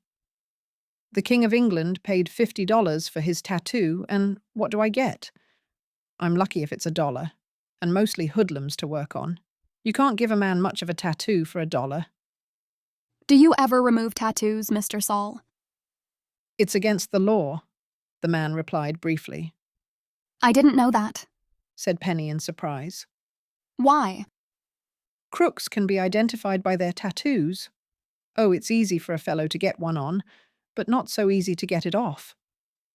But it can be done? Penny persisted. Have you ever removed one? I'm the only man in the state who can take off a tattoo so it doesn't show, boasted Mr. Saal. The surgeons have tried, but you always can see where it was. Tell me about some of the tattoos you've removed, urged Penny. I've told you more than I should now, said Mr. Saal. You'll print it in the paper, and then I'll get into trouble with the police. This will be strictly confidential, promised Penny. It's this way, Mr. Saal justified himself. I never do any work for crooks, not me. But if a law-abiding, respectable citizen comes here and says he's sick of his tattoo, then sometimes I take it off for him if he's willing to pay the price. Fact is, I'm working on a mighty interesting case right now. It's a design that's rare. An octopus. Penny did not trust herself to speak for a moment. Carefully, she controlled her voice as she said casually, How interesting, Mr. Saal. An octopus tattoo. Was the man a sailor? He was an old salt, all right, though he denied it. What is his name? I couldn't tell you that, answered Mr. Saal. I have to protect my customers. Tell me more about the tattoo, urged Penny. It's just a figure about so large. Mr. Saal demonstrated with his hands. On the man's back. Funny place for a tattoo, ain't it? I should say so, agreed Penny. Is it merely a figure of an octopus? No words or anything like that? There are 2 words. I took 'em off last week. 2? Inquired Penny. What are they, Mr. Saal? They don't make sense. The words are for one. I once saw an octopus tattoo such as you describe, declared Penny. But I distinctly recall that the design used only a single word. It was one. Is that so? Inquired Mr. Saal. Maybe the tattoo isn't as uncommon as I thought, but I never saw one like it before. I wonder what can be the significance of the words. I was asking my customer about it. He pretended he didn't know, but I figure maybe he and some buddies had a sentence tattooed on him. You mean that if one were able to read several tattoos together, the words would make sense? That's right, nodded Mr. Saal. I don't know about this octopus tattoo, but I figure it may have been that way. Did your customer have any other tattoos on his body? Penny questioned. An anchor, for instance. Didn't notice him if he did. I suppose it takes a long while to remove a tattoo. Does your customer come often? Every Tuesday and Thursday night. He complains because I don't do the work faster. But I tell him if he wants a good job, it has to be done carefully. Before Penny could ask another question, 2 young sailors swaggered into the shop. Ellis Saal, scenting business, immediately arose. "Be careful what you write up," he warned as he left her. "There's been a lot of articles on tattooing, but not a one that's right. It just ain't possible for a reporter to write a true story unless it's about a murder or a fire." I'll be careful, promised Penny. Leaving the shop, she walked slowly to her parked car. The information obtained from the tattoo artist both excited and mystified her. I don't believe Mr. Saal could have been mistaken about the words which were incorporated in the design, she thought. And I'm equally certain I wasn't mistaken about Anchor Joe's tattoo. It had only the single word, 1. Mr. Saal's declaration that his customer was not the possessor of a tattooed anchor caused Penny to wonder if the person could be Joe Lander. However, the man was wanted by government agents, and it seemed reasonable to believe that he might seek to remove telltale markings. I know what I'll do, she decided. Thursday night I'll watch Mr. Sale's shop. In that way I may be able to learn the identity of his mysterious customer. Chapter 18. Pauletta's explanation.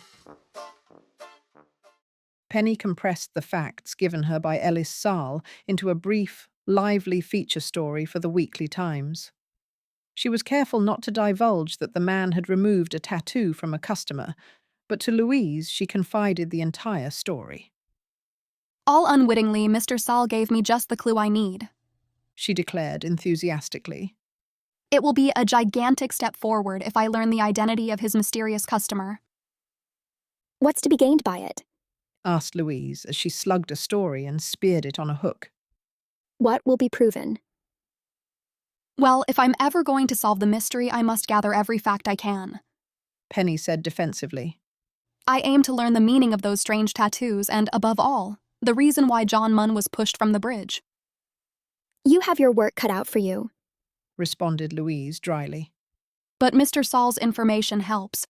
You remember I told you that John Munn's tattoo bore the word all. Anchor Joe's was exactly the same except for the word 1. And now Ellis Saal has a customer with 2 words on his back. For 1. Why? I believe. I have it. Penny sprang from her chair, eyes dancing with excitement. You have what? Asked Louise calmly. It came to me like a flash. The meaning of those tattooed words. If we haven't been dumb. Kindly stop jumping around and explain. Mr. Saal told me he thought several sailors might have had a sentence incorporated in their tattoo. That is, only a word or 2 was used in each design, but taken as a whole, it would make sense. And you think you have the phrase? I do, Louise. Why couldn't it be? All for one, one for all. If the men were close friends, that would be fairly logical. But the words we have to juggle don't make such a sentence, Penny. Obviously, there must be a 4th sailor whose tattoo includes the words, for all, argued Penny. Then it would fit perfectly. Just because 4 men were pals, you think they would have such nonsense tattooed on their backs? That's my theory. If you're right, then the mystery is solved. Far from it, corrected Penny. I haven't learned who pushed John Munn from the bridge or why. You remember how Anchor Joe talked about someone who had ratted? The 4 of them must have been in on a scheme, and one man betrayed his comrades. Better bridle that imagination before it takes you for too wild a ride, chuckled Louise. Then you think there's nothing to my theory? Penny demanded in an injured tone. I think that if you speculate upon it much longer, we'll never get any work done, Louise replied, turning once more to her typewriter. These headlines must be composed if ever we expect to get another paper on the street. Disappointed that her chum did not take the matter more seriously, Penny went to consult old Horney in the composing room. The pressman had proven to be worth many times the small salary which the girls paid him. Not only had he made the rotary presses ready for service, but he had cleaned and oiled every usable piece of machinery in the building. Eagerly he awaited the day when Penny would print the weekly in her own plant. "Everything's all set," he told her with a worshipful grin. "Whenever you give the word, we can go to press." That's fine. Penny praised. Louise and I have been having a few difficulties, financial and otherwise. But I hope it won't be long now. She talked with old Horney about various technical problems, then returned to her desk. Slipping a sheet of paper into her typewriter, she composed a letter to a well-known steamship, the Duraski. Slipping it into her pocket, she opened the door of Louise's office. Do you mind staying here alone for a while? No, of course not. Where are you going? To mail an important letter. Then I want to drive out to Fenestra's farm and see Mrs. Weems. I'll look after everything until you get back, Louise promised. She glanced curiously at the letter, but did not ask to whom it was directed. Penny dropped the stamped envelope into a convenient corner mailbox, and then drove toward the outskirts of the city. Nearing Drexel Boulevard, it suddenly occurred to her that she never had found time to revisit Matthew Judson's home. Pauletta owes me an explanation for the way she acted the other day, she thought. I have a notion to stop and see if she's alone. Penny impulsively spun the wheel and followed the boulevard to the Judson home. The iron gate stood open. She drove through, up the curve of cement to the house. In response to her knock, an untidy coloured maid admitted her to a dark, dusty living room.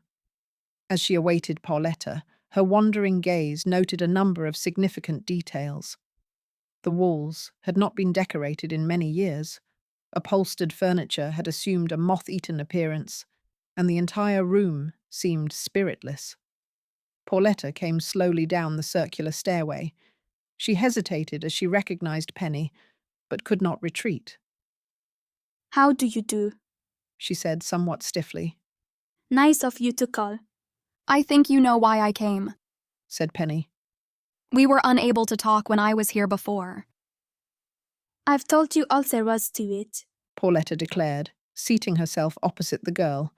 Frankly, I can't see that the affair is any of your concern. I wore the disguise because I didn't wish to be recognized on board the Goodtime. Your explanation isn't very satisfactory, I'm afraid. Tillie Fellows is staying at our home now.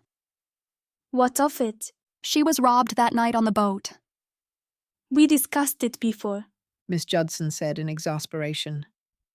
You insult me by suggesting that I may have snatched the girl's pocketbook. Why should I steal when my father is wealthy? I've always had everything I want. I should like very much to believe you, said Penny quietly. But unless you are willing to offer a complete explanation, I am afraid I can't. Very well, if I must, I'll tell, Miss Judson replied angrily. You may have read in the newspapers that I am engaged to marry Major Howard Atchley. The story escaped me. I admire Howard very much, resumed Pauletta, still in an icy tone. He comes from an excellent family, is well-to-do, and in father's opinion will make me a good husband. Your opinion differs, Penny inquired softly. I do not love Howard, and I never shall. On the night you saw me aboard the Goodtime, I had gone with another friend of mine, Carl Feldman, intending to enjoy the excursion trip. Your father knew nothing about it. I told him I was going with another girl. Oh, I see. There was nothing wrong about it, Pauletta said irritably. But I'm fairly well known. I realized that if I were recognized, Father or Howard might learn about it. Then there would be trouble, for Howard is a very jealous person. So you resorted to the wig and glasses? Yes, that was my sole reason. Major Atchley met me at the boat. Before joining him, I threw the bundle of clothing into the river. Now are you satisfied with my explanation? I am, said Penny. In fact, I never believed that you had robbed Tillie. You certainly acted that way. Perhaps I only wanted to learn the truth. Miss Judson did not reply. Her cold stare made it evident that she disliked Penny and regarded her as a meddler. Is there anything else you wish to know? She asked after a lengthy silence. Nothing, Miss Judson. I was only thinking that I would like to help you and your father. Thank you. We don't require assistance. Perhaps you don't, said Penny. But your father needs friends. He admitted to me that if it weren't for you, he would be tempted to end everything. The words stunned Pauletta. Father never said that, she exclaimed. He did. I can't believe it. Why, Father is the most cheerful person in the world. In your presence, possibly. The loss of the morning press must have been a heavy blow to him. Father wasn't forced to give up the paper, Pauletta protested. He did it because he was tired of working so hard. Was that what he told you? Why, yes, I know of no other reason. The general belief seems to be that your father speculated on the stock market, losing large sums of money. That can't be true, denied Pauletta. To my knowledge, Father never gambled. He may have bought a few stocks from time to time, but only for investments. Then you feel sure he did not dispose of the press because he needed money? Pauletta hesitated before she answered. It never occurred to me before, but Father has been rather close the past year. I thought it was sheer carelessness when he let this place run down. He always gave me everything I wanted. Why does he favor your marriage to the Major? Perhaps money does enter into it, Pauletta said slowly. Many times Father has reminded me that I would have every luxury as Howard's wife. Your friend Carl is poor. He has a fairly good position, but not much money. Father always seemed to like Carl. That was why I couldn't understand when he asked me not to see him again. I am sure your father thinks only of your welfare. But I would rather marry Carl and be poor always than to have riches with Howard. You've not told your father that? Why, no, it never occurred to me that money had influenced him. There's another rumor, said Penny. I suppose I shouldn't mention it. I wished you would. I've heard it said that your father disposed of the press because he had been blackmailed. By whom? I haven't the slightest idea. It was only a rumor. There may be truth in it, Pauletta replied in a low voice. You've opened my eyes, Miss Parker. I've been very blind. Then you think someone may have forced your father to pay money? I don't know, but Father has acted strangely ever since he gave up the paper. Once a month, on the 4th, he receives a visit from a queer-looking man. Always he tries to get me out of the house before the fellow comes. Don't you know his name? No, Father has never told me. The man seldom stays longer than 10 minutes. Can you describe him? Not very well, because I never saw him at close range. I should say he's middle-aged, dark and cruel-looking, not at all the sort Father would choose for a friend. Your father offers no explanation as to why the man comes? None. He refuses to discuss the subject. I've noticed, though, that for days after the fellow leaves, he is very nervous and uneasy. Excuse me for asking so many questions, Miss Judson, but do you know of any reason why your father might be blackmailed? No, I don't. I am sure he's never been involved in anything dishonorable. Penny had no more to tell, and she was convinced that Pauletta had given a truthful account of the situation. Feeling that she was not particularly welcome, she arose to leave. I am glad you came, Pauletta said, extending her hand. Please excuse my rudeness. There were so many things I failed to understand. You must forgive me too, replied Penny. I didn't mean to meddle. I truly want to help your father. I wish I could help him too, said Pauletta in a troubled voice. In the past, I fear I've been very selfish and inconsiderate. There's a way to help if you're willing to do it. I don't understand. You say that on the 4th of each month a man comes here to see your father. If you tried, could you learn his name? I might drop in upon them at an awkward moment, compelling father to introduce me. Are you willing to do it? Why, yes, but I fail to see what will be gained. Perhaps nothing. Perhaps a great deal, replied Penny. If the man is a blackmailer, it should help for us to know his name. I'll learn what I can. Then until the 4th, goodbye. And please not a word to Mr. Judson. We must work secretly. Reflecting upon the information given her by Pauletta, Penny drove on toward Peter Fenestra's home. A quarter of a mile away, she parked the car and set off afoot, hoping to attract no attention should the owner be at home.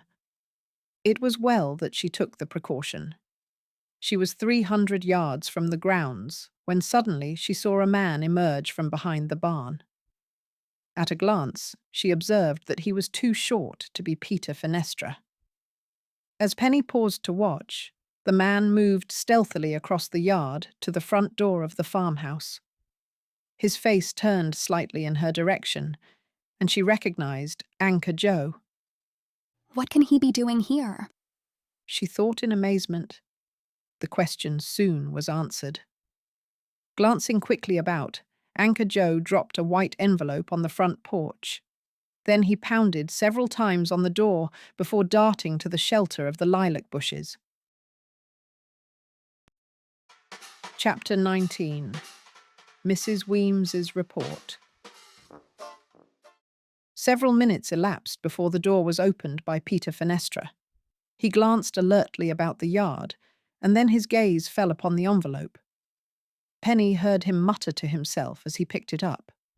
Fenestra's face became convulsed with rage as he tore open the flap and saw the message. Still muttering, he crumpled the paper and thrust it into his pocket. Entering the house, he slammed the door. With Peter at home, Penny dared not try to see Mrs. Weems. As she hesitated, debating, Anchor Joe came from his hiding place. He did not see the girl. Joe, she called softly. The sailor turned. Recognizing her, he ran in the opposite direction across the yard. Keeping low behind a hedge, he started toward the river. Joe, come back, Penny called again. Paying no heed, the sailor fled through the fields. Soon he was hidden by tall trees and bushes. Penny felt deeply disturbed, wondering if Anchor Joe made a practice of watching the Fenestra home. She was inclined to believe that this had not been his first visit there. Unexpectedly, the farmhouse door swung open.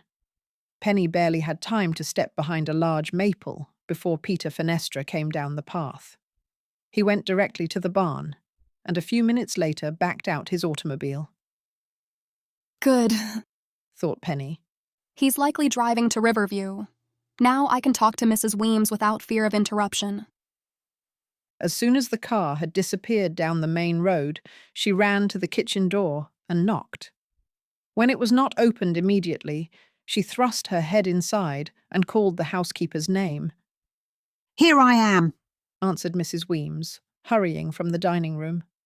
"I hope you've come to take me home, Penny Parker." No, only to receive your report. Penny sank into a chair beside the stove. You don't act very pleased with your new job. It's a dreadful place. I was crazy to say I would stay here. Haven't you learned anything? I've learned that Peter Fenestra is one of the most disagreeable men I ever met in my life. There's no satisfying him. He requires a slave, not a housekeeper. But what about the storm cave? Penny asked. Were you able to find out what Fenestra stores in it? Of course not. The padlock always is locked and he keeps the key in his pocket. But he does have something hidden there? Penny questioned eagerly. He goes down into it at night? I've seen him enter the cave once since I came here. When was that? Last night after I had gone to bed. I heard the door close, so I went to the window and watched. How long did he stay there, Mrs. Weems? About 3 hours, I'd judge. It was after 2 o'clock when he returned to his room. What can he have hidden in the cave? Nothing, in my opinion, declared Mrs. Weems. I think he cooks something, at least he builds a fire. What makes you think that? I could see smoke seeping out from the cracks of the cave door. Penny frowned. I can't guess what he could be cooking, she said. Surely he doesn't have a still down there. I doubt it very much. Probably you've built up a great mystery about nothing. Pouring hot water over the dishes, Mrs. Weems began to wash them. Penny picked up a towel and automatically wiped and stacked them away. I didn't imagine that this house was being watched, she replied. Only a few minutes ago, I saw Anchor Joe steal to the door and leave a letter for Mr. Fenestra. Anchor Joe! Mr. Moyer never caught him, it seems. But why should the fellow come here? What message did he leave Fenestra? I heard a knock on the front door, Mrs. Weems admitted. Fenestra answered it, and when he came back into the kitchen, he was in a dreadful temper. The letter upset him? I didn't know he had received one. Yes, Anchor Joe left it on the doorstep. It may have been a threatening note. I'd give a lot to know. Fenestra has been very nervous since I came here, Mrs. Weems contributed. If he hears any unusual sound in the yard, he immediately becomes alert. As if he were afraid for his life? Yes, he does act that way. I doubt if he'll stay here much longer. His clothes are all packed in suitcases. That is important information, declared Penny. Oh dear, if only we knew why he's being threatened, and why he intends to leave. I believe I'll go upstairs and inspect his room. You'll learn nothing there, responded Mrs. Weems. Fenestra is a careful man. He leaves no papers lying about. It will do no harm to look. Penny climbed the creaking stairs and was followed by Mrs. Weems. This is his room, said the housekeeper, opening a door. I haven't made the bed yet. She busied herself smoothing covers while Penny wandered about. The room had no rug. It was furnished with an old-fashioned dresser, a washstand, and a bed with a high headboard. Penny opened the closet door. The hangers were dangling together, without clothing. Everything had been packed into 2 suitcases which stood against the wall. I've already inspected the luggage, said Mrs. Weems, as the girl bent to open one of the bags. You'll find nothing except clothing. I tell you, Peter Fenestra is a very cautious man. I can believe it, agreed Penny. This room is as bare of evidence as Mother Hubbard's cupboard. Just what do you hope to find? Well, I don't know. What's this? Penny picked up a sheet of notebook paper from the dresser. Don't get excited over that, laughed Mrs. Weems. It's only a grocery list which Fenestra made up. He doesn't trust anyone to spend his money for him. Is this Fenestra's writing? Penny studied the paper with intense interest. Yes, it is. Mrs. Weems, I've seen this writing before, Penny exclaimed. I'm almost certain of it. There's a marked resemblance. A resemblance to what, Penny? Why, to a threatening note I received. I guess I never told you. Someone left a message on my desk at the newspaper office, warning me to give up my paper. And you think Peter Fenestra left it there? Inquired the housekeeper, smiling. This looks like the same writing. Probably you are mistaken, Penny. Why should he have any interest in your paper? He came to the office one day, questioning me about a story I ran concerning John Munn. I shall keep this and compare it with the note. Carefully folding the paper, Penny slipped it into her dress pocket. Mrs. Weems had finished making the bed and was ready to leave. I've learned everything I can for you, she said. Now I hope you're willing to let me return home. Please stay another day, pleaded Penny.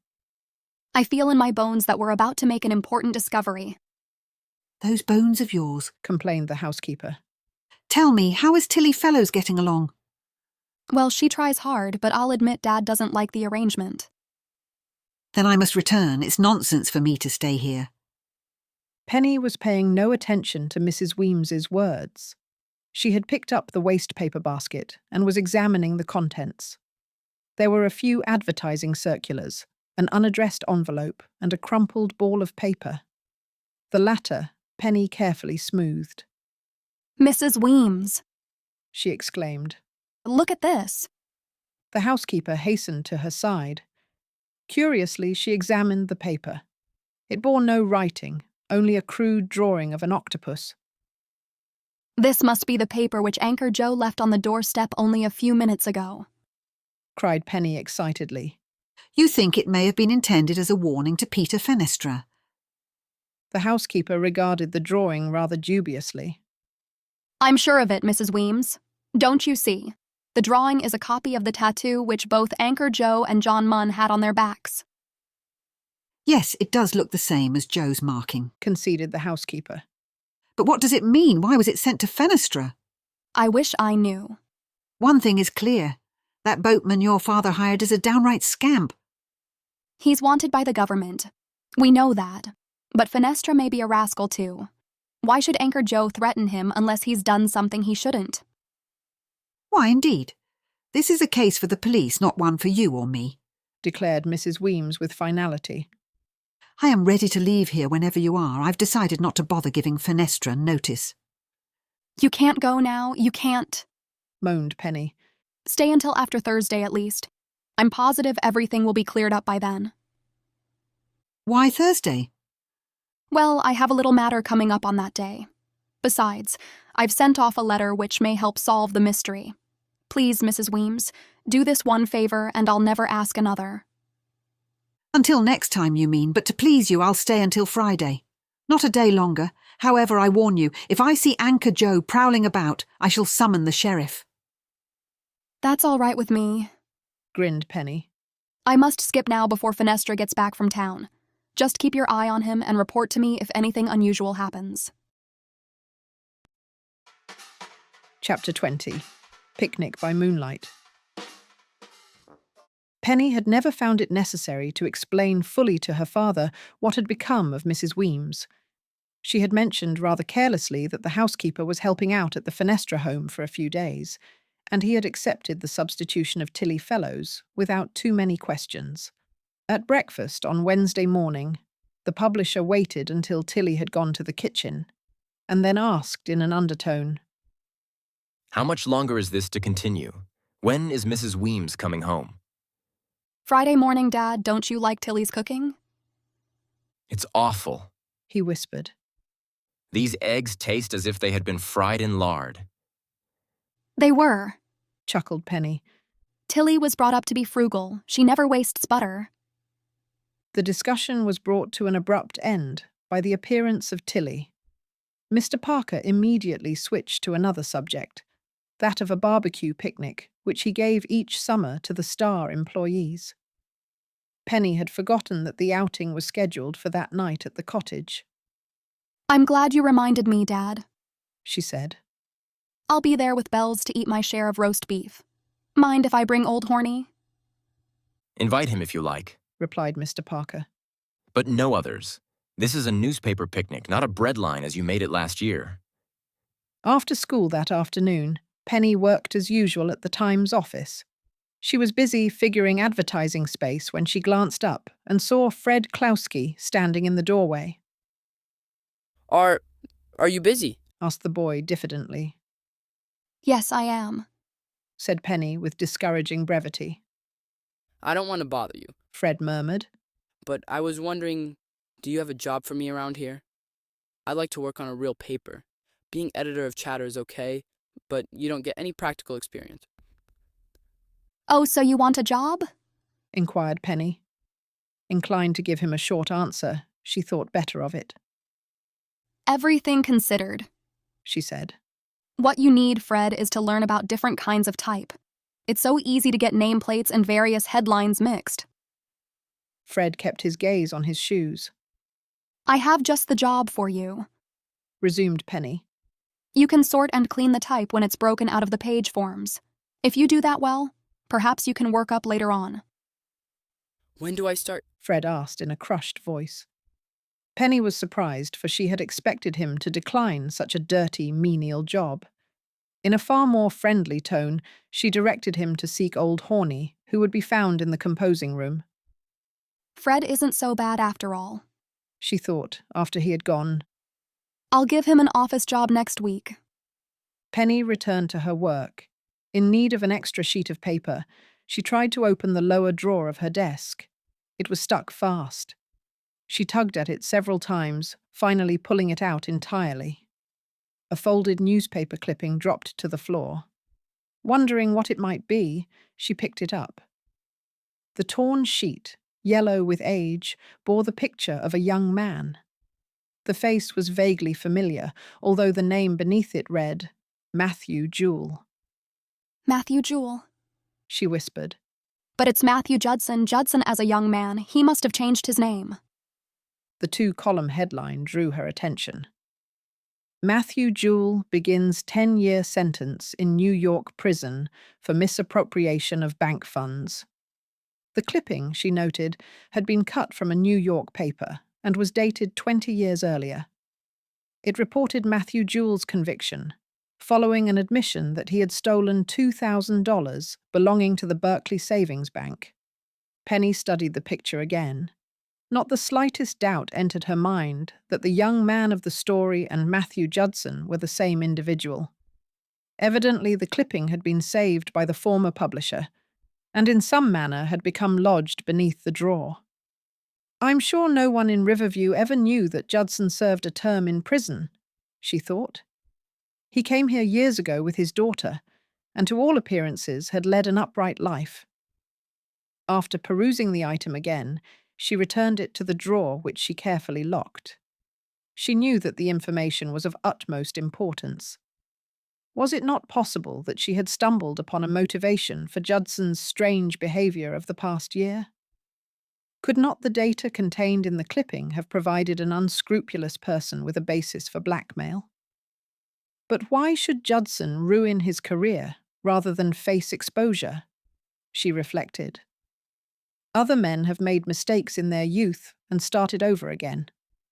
The truth might have humiliated him, but Riverview people would have taken a charitable attitude. Deeply troubled, Penny gathered together her belongings and went in search of old Horney. Finding him initiating Fred Klowski in his new duties, she discreetly invited him to attend the picnic. "Thank you mightily," responded the pressman, "but I'm not dressed for it.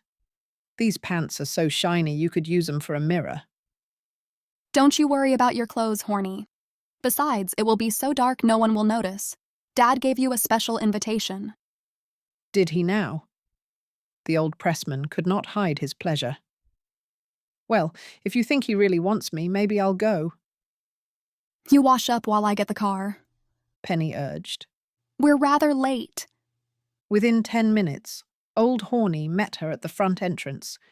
His hair was combed, he wore a frayed coat, and had contrived to polish his shoes. Horney, Penny said abruptly as they drove toward the river.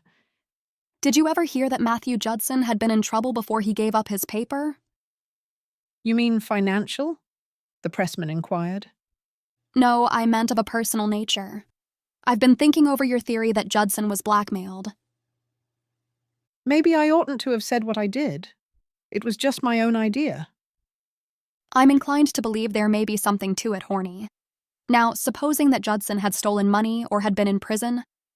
It couldn't have been that, interrupted the pressman. Why, Judson was so honest, he bent over backwards. Penny was tempted to tell Horney about the clipping, but refrained from doing so. However, she was satisfied that employees of the morning press had gained no inkling of Mr. Judson's prison record. The picnic was well underway by the time Penny and the pressman arrived at the river cottage. A caterer had taken complete charge, and with his crew of helpers, prepared to serve nearly 200 boisterous, hungry newspaper employees.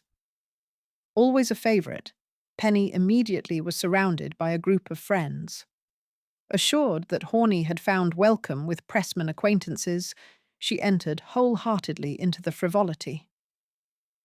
Jerry Livingston, frowning away all other young men, became her escort for the evening. After supper had been served, he guided her firmly away from the group. We don't want to hear any speeches, he said. Let's go look at the moon. Can't we see it here? Countered Penny. A moon to be appreciated properly must be seen from a sandy beach, chuckled Jerry. Preferably from a nice, comfortable shoulder. Breaking away, Penny raced ahead of him, along the beach to the suspension bridge. She was halfway across when he overtook her, rocking it so violently that she had to cling to him for support. Stop that, Jerry Livingston. You'll break the bridge. Then don't try to run away from me. Will you let me show you the moon?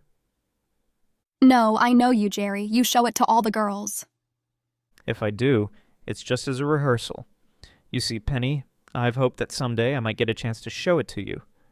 What a line you have, laughed Penny. But I won't play. As a moon shower, your technique is terrible. Better practice some more. Jerry chuckled and, slipping his hand in hers, led her on across the bridge. If you won't look at the moon, he said, then take a squint at Old Man River. I believe I prefer the moon after all. Penny returned, raising her eyes to the disk of light sailing serenely through the star-pricked sky. It is beautiful. Her reverie was broken by Jerry's voice. His hand tightened on her own. Penny! He exclaimed. Look over there! Farther down the river, in an open space, the forms of two struggling men were silhouetted in the moonlight. Oh, Jerry! Penny cried. They're fighting. And to the death, added Jerry grimly. Come on, before it's too late. Chapter 21. Ellis Saal's Customer. Penny followed the reporter, quickly overtaking him. Their pounding footsteps were heard by the two men who abruptly ceased their desperate struggles. Observing the pair, they turned and fled, one toward the river, the other toward the road. Well, we broke that up in a hurry, exclaimed Jerry. Wonder what made them run? They must have been afraid we would recognize them, answered Penny. Didn't you think that one man looked like Peter Fenestra? I never have seen him to my knowledge. He was the fellow who ran along the river? No, the other. Fenestra's farmhouse is across the fields. Penny pointed toward a light shining dimly from a window. They've both disappeared now, Jerry commented, moving to the riverbank. Wonder how the row started anyway. Fenestra has been threatened, revealed Penny. Yesterday, Anchor Joe left a drawing of an octopus on his doorstep. What was the idea? It must have been intended as a warning of some sort. Anchor Joe and other men, too. Keep watch of the house. How did you learn that, Penny? I've made observations. Besides, Tillie fellows who worked there told me what she had seen. Fenestra is afraid for his life. Maybe it was Anchor Joe who attacked him tonight. It may have been. I wish we could have seen those men at close range. Penny walked onto the clearing where the pair had fought. Grass had been beaten down over a large area, indicating that the struggle had not been a brief one. A shiny object gleamed in the moonlight. Penny picked it up, then called softly to Jerry, who had remained by the riverbank. What is it? He asked, coming quickly to her side. I found a key, Jerry. It was lying here on the ground. One of the men must have lost it from his pocket. This may have been what they were fighting over, Jerry. What makes you think that? Doesn't the key look as if it belonged to a padlock? Yes, it does, Penny. Then I am convinced this key will fit the lock on Peter Fenestra's storm cellar. His attacker was trying to get it away from him. Just a minute, remonstrated Jerry. You're traveling too fast for me. Explain the storm cellar part. You'll promise not to use anything I tell you for the star. That's fair enough. Satisfied that Jerry would keep his promise, Penny told him everything she had learned at the Fenestra farm. The reporter asked many questions about the storm cave. So you believe this key may unlock the door? He mused. I'd like to try it, at least. Now.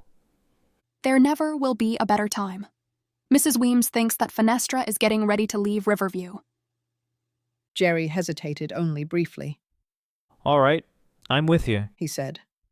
Lead the way.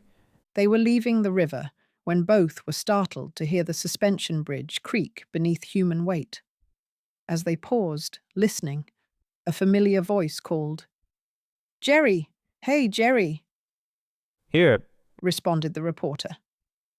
A figure emerged from the trees, and they recognized Salt Summers, the star photographer. "Say, I've been looking everywhere for you," he complained. "You're wanted back in Riverview." What is this, a gag? Jerry asked suspiciously. "It's no gag. The Fulton Powder Company just blew up. Joe and Gus and Phillips are already on their way. DeWitt sent me to get you." The Fulton powder plant? Jerry exclaimed, falling into step with Salt. That's a big story. "It sure is, and we're late. Get a move on, brother." Jerry glanced toward Penny, remembering that she too had a story to be covered. We'll go to Fenestra's place tomorrow, he promised hurriedly. Knowing that Penny might try to investigate the cave alone, he hooked his arm through hers, pulling her along. Back you go to camp, he said. This is no place for a little girl at night. Penny's protests went unheeded. Jerry and Salt marched her between them to the cottage. Unceremoniously turning her over to her father, they leapt into a press car and were gone. Hours later, the picnic came to an end. Riding home with her father after taking Horney to the Times building, Penny was startled to observe a light in an upstairs window of the Parker house. "Why, that's in Mrs. Weems's room," she exclaimed. "She can't be home." Penny was mistaken. Upon hastening upstairs to investigate, she was met at the bedroom door by the housekeeper. "Why, Mrs. Weems? I thought you intended to stay on the farm until tomorrow." "I decided a few hours would make no difference, Penny. The place was unbearable." "How did you get home?" "By taxicab." "Oh, I wish you had stayed one day longer," sighed Penny. "Did you learn anything since I saw you last?" "Nothing of value. Fenestra came home a short time before I left. He was in a dreadful temper." "Had he been in a fight?"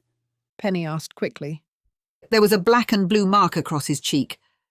"Then I was right," exclaimed Penny triumphantly. "I wish I knew for certain who attacked him." Questioned by Mrs. Weems, she described the scene witnessed at the river and proudly displayed the key. "Why, it does resemble one I've seen Fenestra use," declared the housekeeper. "Then it must unlock the cave. Tomorrow I'll go there and find out." "You'll do no such thing," replied Mrs. Weems firmly. "That is not without your father's permission." "But you know Dad won't be in favor of it," groaned Penny. "I simply must go there and get a scoop for the weekly." "No, Penny, you need to be protected from your own recklessness. Your father must be consulted before you visit the farm again." "Either he'll say I can't go, or if he thinks there's anything to the story, he'll turn it over to a star reporter. Whichever he does, I lose." "Penny, I'm in no mood to listen to your pleading," Mrs. Weems said wearily.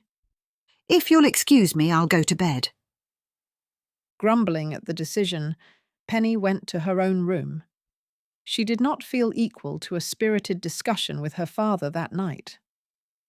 "Here, I'm on the verge of solving a great mystery," she grieved. "Perhaps the most stupendous of my life. And now I'm told I must stay away from Fenestra's farm. It's enough to turn my hair gray." Penny overslept the next morning, barely awakening in time to reach school by 9 o'clock. A surprise oral history quiz caught her completely unprepared. She missed 3 questions in succession and was told that she must remain after school for a special study session. Released at 4:30, Penny hastened to the Star office. Neither her father nor Jerry were there, nor could anyone tell her when they would return. Discouraged, she sought Louise, who as usual was working at the Times plant. "Such luck as I am having," Penny complained. "Mrs. Weems says I can't go to Fenestra's farm without Dad's permission, and he's hiding from me." "I wish you would forget that storm cave and the octopus tattoo," said Louise unsympathetically. "Maybe then we could get out another issue of this old paper." Penny gazed at her rather queerly. "You're sick of it, aren't you?" she asked. "No," Louise denied. "It's been fun and we've learned a lot, but there's so much work. It never ends." "It will soon," replied Penny quietly. "Our advertisers are dropping off one by one. Sales are falling, too. We always can quit, said Louise cheerfully.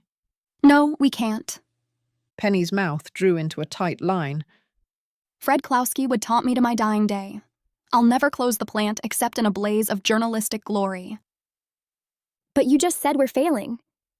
What the weekly needs and must have is a tremendous story. Somehow I'm going to get it. You're nothing if not persistent, said Louise admiringly. Oh, before I forget it, old Horney has been up here several times inquiring for you. More bad news, I suppose. He didn't say why he wished to talk with you. I thought he seemed rather disturbed, though. I'll see what he wants. Penny sought Horney in the composing department and press room, and even ventured into the basement. The old man was not to be found. Concluding that he had left the building, she gave up the search. She helped Louise read proof until 6 o'clock, and then telephoned home to inquire if her father were there. Learning from Mrs. Weems that he did not expect to come until later, she decided to remain downtown for her own dinner. Why don't you stay with me, Lou? She invited. Afterwards, I'll take you on a little adventure. Not to Fenestra's? Her chum demanded suspiciously. Unfortunately, no. I shall do a bit of spade work by watching Ellis Saal's shop. This is Thursday, you know. It will be a long, tedious wait. I'll consider it well worth the time if I learn the identity of Saal's customer. You don't care to come? On the contrary, I do. I'll telephone Mother.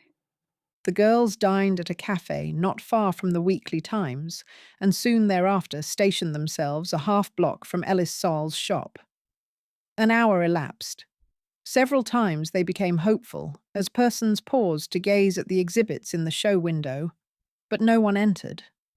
A cold wind made their vigil increasingly uncomfortable. If we don't get action in another 15 minutes, I am going home, chattered Louise. A clock struck 8:30. 5 minutes later, Penny observed a familiar figure coming briskly down the street. She touched her chum's arm. It's Peter Fenestra, Louise murmured. You don't think he's the one? We'll soon see. Fenestra was too far away to notice the girls.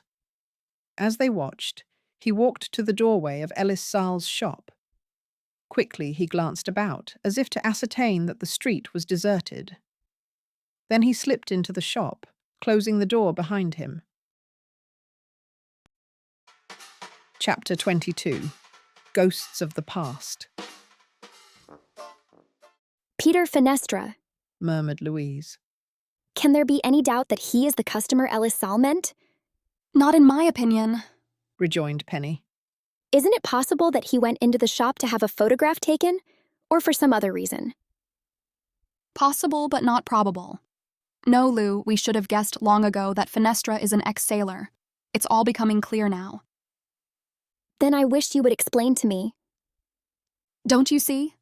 Anchor Joe, John Munn, Fenestra, and perhaps a fourth man must have been good friends at one time.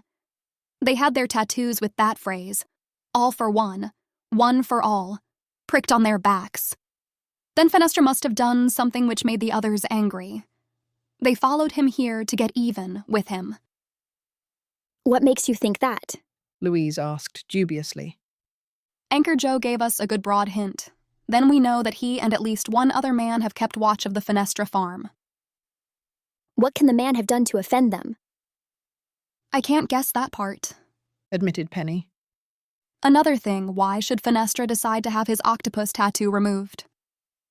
And who pushed John Munn off the bridge? Louise added. We're as much in the dark as ever. Not quite, amended Penny.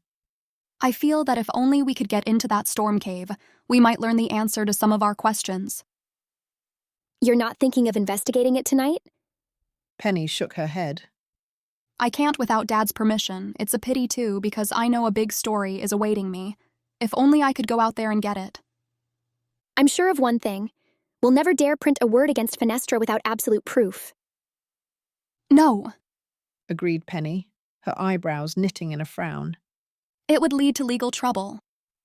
Deciding that nothing more could be learned by waiting, the girls returned to the parked car. Motoring toward Louise's home, they discussed various angles of the baffling case. Confronting them always was the fact that Peter Fenestra's reputation in Riverview was excellent, while Anchor Joe and John Munn appeared to be persons of questionable character. You never learned why Joe was wanted by the authorities? Louise inquired, alighting at her doorstep. No, I haven't seen Mr. Moyer since that day at the cottage. I'm reasonably sure Joe is still at liberty. He may be the one at the bottom of all the trouble, declared Louise. We tend to suspect Fenestra of evil doing because we dislike him so heartily. That's so, Lou. The best way is to have no opinions and wait for facts. But waiting wears me to a frazzle. After parting from her chum, Penny did not drive home. Instead, she turned into Drexel Boulevard, and presently was ringing the doorbell of the Judson home.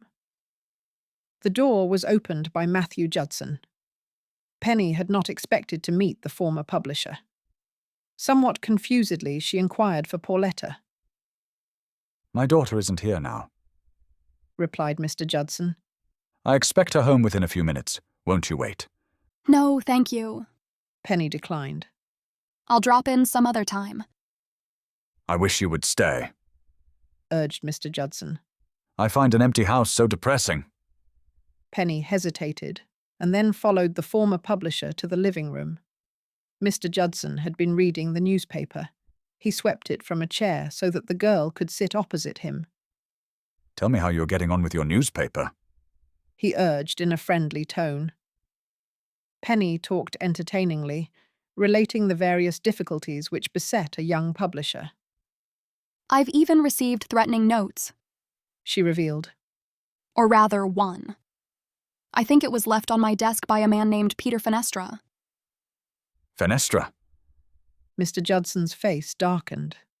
Yes, answered Penny, watching the publisher attentively. Do you know him? Only by reputation. He's a scoundrel. His voice grew quite intense. Can you tell me anything definite against him? No, I can't. I only advise you to have nothing whatsoever to do with him. The telephone rang, and Mr. Judson arose to answer it. During his absence, Penny thought swiftly, dared she mention the clipping which she had found in the publisher's desk? She did not wish to antagonize him, yet there were many questions she longed to ask. Mr. Judson presently returned. Penny decided to risk his anger. Casually, she introduced the subject by mentioning that she was using Mr. Judson's former office and desk as her own. Yesterday, I came upon a clipping caught beneath the lower drawer, she said quietly. It concerned a man named Matthew Jewell. He bore a striking resemblance to you. The publisher raised his eyes to stare intently at Penny. His hands gripped the chair arms so hard that the knuckles became a bluish white. Splotches of red appeared on his forehead. Matthew Jewell? He murmured at last. Yes, Mr. Judson, but you have nothing to fear from me. I shall not expose you. Then you know? The likeness was unmistakable. I read the clipping too. The publisher arose, nervously walking to the fireplace.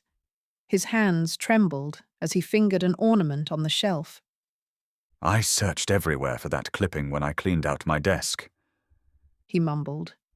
I've gone through every imaginable torture fearing it would be found, and now I am to be exposed. But I assure you I have no intention of telling anyone, said Penny earnestly. Your past is your own. A man's past never is his own, responded Mr. Judson bitterly. I shouldn't have mentioned it. I hoped I might be able to help you. You haven't told Pauletta? No, nor any other person. Mr. Judson's tenseness relaxed slightly. He paced across the room and back, then faced Penny. All my life, he said very quietly, I have tried to spare Pauletta the knowledge that her father was a convict. I haven't much to offer, but I'll give anything within reason to keep the story out of the paper. You don't understand, interrupted Penny. I have no intention of printing the information or of telling anyone. I want nothing from you. But I do wish you would tell me the true story. I am sure there were extenuating circumstances. Mr. Judson sagged into an armchair. None, he said. None whatsoever. I used money which did not belong to me. My wife was desperately sick at the time, and I wanted her to have the care of specialists. She died while I was serving my sentence. Why, you did have a reason for taking the money, said Penny kindly. You should have been granted a pardon. A theft is a theft. When I left prison, I made a new start here and devoted myself to Pauletta, who was then a little girl. How old was she? Inquired Penny. Mr. Judson gave no indication that he heard the question. He resumed. The truth had been kept from Pauletta. She believes that I was abroad during those years I spent in prison. Here in Riverview I prospered. People were kind to me. I made money and made it honestly. The future was very bright until a year ago.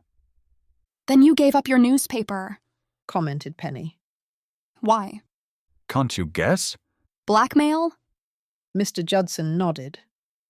One day a man came to me, a man I had known in prison. He threatened to expose me unless I paid him a large sum of money. And you agreed? I did. Wasn't that rather foolish? People would have been charitable if you had admitted the truth. I considered it from every angle, particularly from Pauletta's standpoint. I gave the man what he asked, although it cost me the morning press. But that was not the end. He still bothers you? Yes, I'll pay as long as I have a penny. I've thought of taking Pauletta and going away, but he would trace me. Who is the man, Mr. Judson? I can't tell you. Is it either Anchor Joe Landa or Peter Fenestra? Mr. Judson's face did not alter. I can't tell you, he repeated. I wish you would talk to Dad, Penny said after a moment. He might be able to help you. No, returned Mr. Judson, growing agitated again. You gave your promise that you would not tell. Of course, I'll keep it, responded Penny. It does seem to me, though, that the easiest thing would be to admit the truth and be rid of the man who robs you. Pauletta would understand. Mr. Judson shook his head. I have made my decision, he said. As long as I can, I shall abide by it. There was nothing Penny could do but bid Mr. Judson good evening and leave the house. His secret troubled her.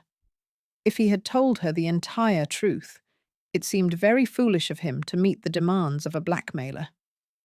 I wonder if Mr. Judson did tell me everything, she mused. I had a feeling that he was keeping something back. The car rolled into the driveway of the Parker home. As Penny jumped out to open the garage doors, a man, who had been sitting on the back doorstep, arose. His face was hidden, but she knew it was not her father. Who is it? She called uneasily.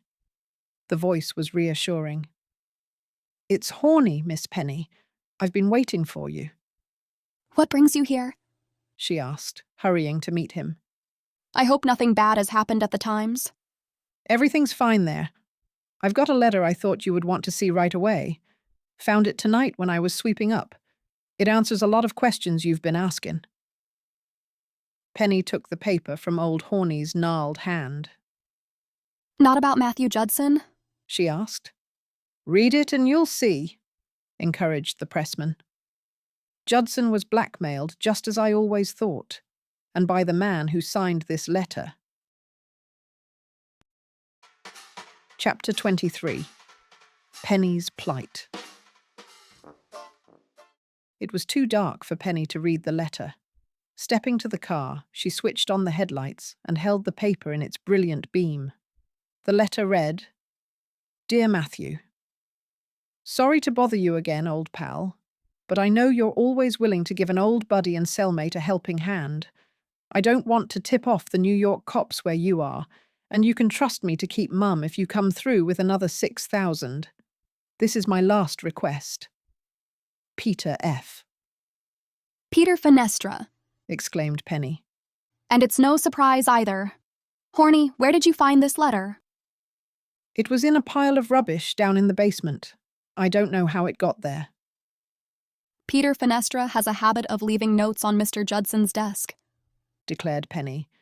This one may have blown off and been swept out without the publisher seeing it. Don't you figure it's a blackmail attempt? Of course it is, Horney. You've not shown the letter to anyone? Only to you. From the threat, I dope it out that Judson was sent to prison years ago, and he's still wanted. Penny nodded as she placed the letter in her pocketbook. His guess was a shrewd one, but she could tell him nothing without breaking her promise to Mr. Judson. Horney, she said. A great deal hinges upon this letter. You'll not tell anyone what you've learned. Oh, I'll keep it to myself. I'm not one to get Judson into trouble. He's had enough of it already. Penny noticed that her father's car was not in the garage. She reasoned that since he had not come home, he must be working late at the Star office, as he frequently did. Jump in, Horney, she invited, swinging wide the car door. I'm going downtown to find Dad. I'll give you a ride. She was grateful that the pressman had little to say as they sped through dimly lighted residential streets. How much he suspected she could only guess. But the letter had made it clear to her that the former publisher never had completed his prison sentence. That was why he didn't answer me when I asked about Pauletta's age, she thought. He must have escaped from prison soon after he was sent there. No longer did Penny wonder why Mr. Judson had not refused Peter Fenestra's repeated demands for money. Obviously, he had feared a far worse fate than exposure, return to the New York State Prison. The car turned into the deserted Star loading dock. Few lights were visible in the building, for the day staff had gone home and only the scrub women were at work. Penny could not see the windows of her father's office from the street. Nor did she observe a man who slouched against a wall, not far from where the car had stopped. Old Horney stepped from the running board, thanking Penny for the ride. Guess I'll amble up the street and get a cup of coffee. You'll be sure not to mention the letter, Penny reminded him. I won't tell a soul. You know, I was thinking about it as we rode downtown. Peter Fenestra came into the office a couple of times just before Judson closed the plant. He was a dirty blackmailer, all right. Wouldn't that letter I gave you be enough to send him up? I should think so, Horney. But the problem is how to take care of him without ruining Mr. Judson. Better show the letter to your father, advised the pressman. Maybe he'll have some ideas. Tipping his hat, old Horney moved briskly away. Penny entered the rear vestibule, speaking to 3 scrub women who were locking up their cleaning equipment before leaving the building. Not even the elevator man was on duty, so she climbed the stairs. Switching on a light in the newsroom, she passed through it to her father's office. The room was dark. Not here, thought Penny. I was afraid of it. Deciding to telephone home, she entered one of the glass-enclosed booths at the end of the newsroom. As she lifted the receiver, a voice from behind her said distinctly, "Put that down." Startled, Penny whirled around. Peter Fenestra stood in the doorway of the booth. "Come out of there," he ordered harshly. Penny obeyed with alacrity as she tried to gather her wits. The building was practically deserted, and Fenestra took care to stand between her and the outside door. What do you want here? She demanded coldly. "The letter." Penny stared at him blankly. Her astonishment was genuine. "Don't pretend you don't know," Fenestra said harshly. "I want the letter you and that old man were talking about." Oh. Light broke upon Penny. So you heard our conversation. You were listening. "I happened to be standing in the loading dock. I know you have the letter. Hand it over." Penny backed a few steps away toward her father's office. So you admit you wrote it? She challenged. "I admit nothing, but I want that letter." You'll not get it. Penny defied him. Peter Fenestra, you were the one who put that warning note on my desk a few days ago. And I know why, too. You were afraid I'd learned too much about the Octopus Tattoo. Well, I've learned plenty. Fenestra's face became contorted with rage. He choked, You've been down in the cave. And started toward Penny. Thoroughly frightened, she eluded his grasp. Running into her father's office, she slammed the door. Bracing her body against it, she managed to turn the key before Fenestra could force it open. Come out of there! He shouted furiously. Come out, I say. And I say I won't, retorted Penny. Just try to get in. She pushed her father's heavy desk across the room, placing it in front of the door. Fenestra rattled the handle several times and threw his body against the panel once or twice. Then she heard footsteps as he walked away. That's only a trick to get me to come out, thought Penny. I won't be stupid enough to fall into his trap. I'll stay right here. Walking to the window, she gazed down. Cars were passing along the street. If she shouted for help, someone might hear her. However, to explain her predicament would be rather awkward. Penny's gaze fell upon the telephone, which had fallen from the desk to the floor. Picking it up, she dialed the number of her own house. Mrs. Weems answered. Hello, said Penny cheerfully. Dad hasn't come home yet by any chance. He's just now driving into the garage, the housekeeper replied. I'll call him. A moment later, Penny heard her father's voice at the other end of the wire. Dad, she said. I'm down at your office, sitting behind some barbed wire entanglements. I wish you'd get a policeman and see what you can do about rescuing me. Is this one of your jokes? Mr. Parker demanded. Fearful that her father would hang up the receiver, Penny talked fast and to the point. Mr. Parker assured her he would come without a moment's delay. I guess that will teach Peter Fenestra not to get funny with me.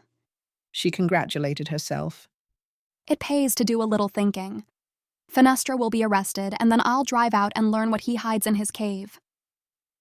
Penny sniffed the air. She could smell smoke, and she thought it must be coming from a cigarette.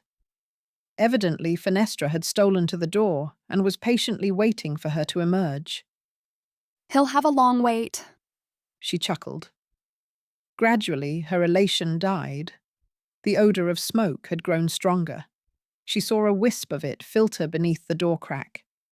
Penny's heart caught in her throat. Tensely, she listened.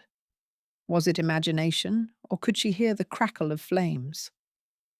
Fenestra may be burning the papers of a scrap basket just to smoke me out, she thought. Probably that's just what he's doing.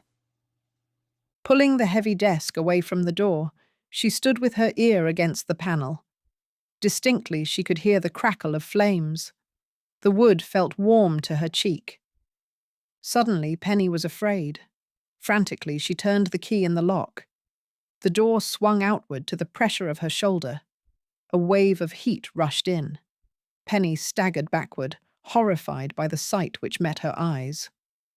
At the end of the newsroom, where the exit should have been, rose a towering barrier of flames. Chapter 24. A Barrier of Flames. Escape through the newsroom was cut off. Panic seized Penny, but only for an instant.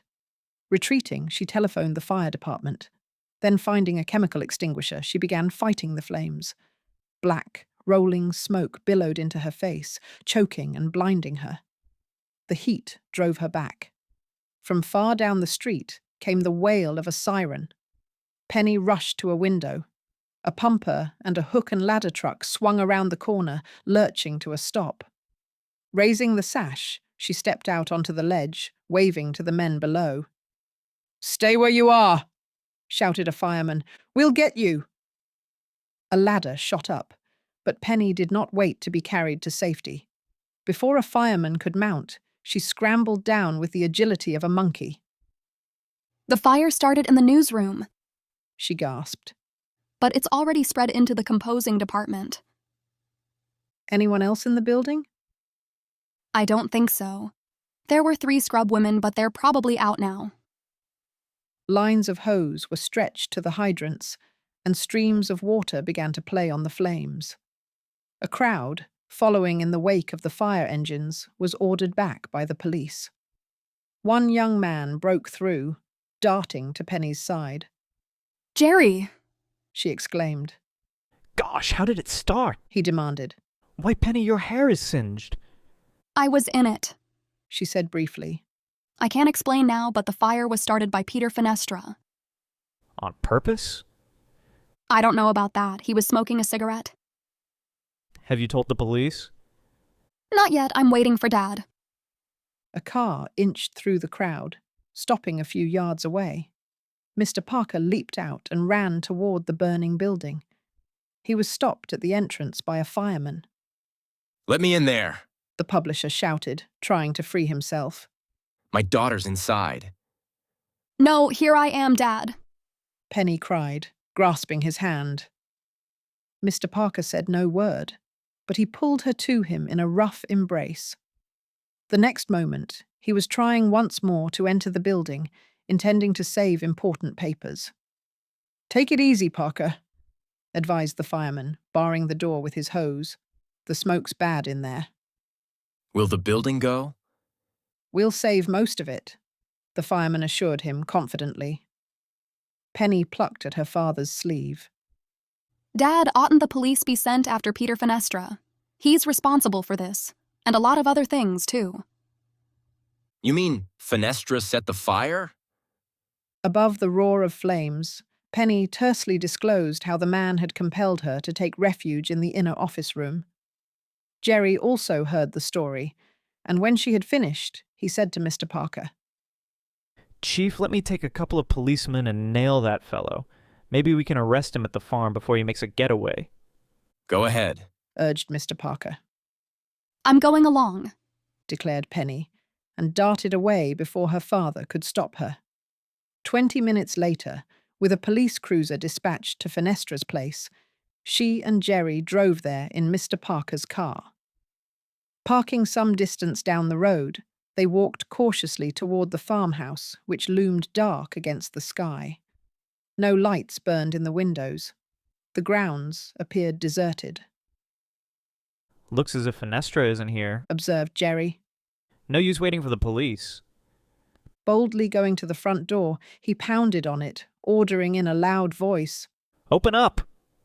He's not here, said Penny after a moment. Unless perhaps he's hiding. The place looks deserted to me. Penny glanced toward the storm cave, remembering that she had the key to the padlock in her pocket. Jerry read her thought and followed as she went quickly toward the mound. It's locked, he said, indicating the padlock. Here's the key. Eagerly, Penny offered it to Jerry. I'm sure this must be the one. The reporter gave her a flashlight to hold, while he tried to fit the key into the lock. It's no go, Penny. But I was so sure, Jerry. She stooped to examine the padlock. Well, no wonder. It's been changed. Then we're out of luck until the police get here. Isn't there any way we can open it ourselves? Maybe I can break it. There should be tools in the barn, Jerry. I'll see what I can find. Leaving Penny, the reporter disappeared in the direction of the barn. Extinguishing the flashlight, she patiently waited. Suddenly, she was startled to hear running footsteps. Barely had she crouched behind the storm cave before a man emerged from among the pine trees adjoining the road. It was Peter Fenestra, and he was breathing hard. Straight toward the cave he ran. Pausing at the slanting door, he peered quickly about and then fumbled with the padlock. In desperate haste, he jerked it loose, swung back the hinged door, and descended the stone steps. Penny waited a moment, then crept to the entrance. Fenestra had not taken time to lower the door behind him. A light shone from an underground room at one side of the main passageway, and she could hear the man's heavy boots scuffing on a cement floor. Penny considered going after Jerry and decided against it. Fenestra's frantic haste suggested that he might not linger long in the cave. What could he be doing beneath ground? With Jerry so near, she felt that it would not be too dangerous to investigate. Warily, she tiptoed down the steps. A low, rounding doorway opened from the descending passage. Peering into the dimly lighted room, Penny did not immediately see Peter Fenestra. Instead, Her gaze roved about the walls of what appeared to be a workshop. Tools were neatly arranged over a bench, while a cupboard of shelves contained miscellaneous mechanical parts. At the far end of the cave stood an urn-like contrivance, which the girl took to be an electric furnace. An armoured cable ran from it to a heavy wall switch having 2 blades and a sizable wooden handle. Plainly, it was designed to carry a very heavy current. Peter Fenestra came from behind the furnace. Penny saw him throw the switch. Almost immediately, she heard a low hissing sound from the interior of the metal oven. Slowly, the furnace heated and soon glowed weirdly. As she pondered what the man could be intending to do, she heard a slight sound at the stairway entrance. Thinking that Jerry had returned, she started up the steps. Not 1 figure, but 3 loomed in the doorway. Penny flattened herself against the dirt wall, but she could not avoid being seen. A flashlight beam focused upon her, and the next instant, a revolver muzzle bit into her side. Keep quiet. She was ordered in a whisper. You won't be hurt. Penny stared into the grim face of Anchor Joe. Behind him came John Munn, and a man she had never seen before. In a flash, she knew why they were there. To avenge themselves upon Peter Fenestra. Quietly, as the men had moved, they had been heard in the next room. Who's there? Fenestra called sharply. John Munn and Anchor Joe stepped into the rectangle of light, their revolvers trained upon the man. Just 3 of your old pals, Otto, drawled Anchor Joe. Reach. Listen, Joe, you got me all wrong. Peter Fenestra whined. I can explain why I kept the gold. I'll give it all to you if that's what you want. I'll do anything. Don't shoot. Shooting would be too good for you, retorted Anchor Joe. We got other plans. His face was dark with rage. Sure, we know how to deal with a traitor, added John Munn, deftly whisking a revolver from Fenestra's hip pocket. You thought you could hide from us. You thought by changing your name and coming to this out-of-the-way town you could fool us. Why, you dirty rat, you even thought you could get by with pushing me off a bridge. Your greed kept you here, taunted Anchor Joe. You couldn't bear to leave any of those gold bars behind. You thought you'd melt down the last of them tonight and skip, added John Munn.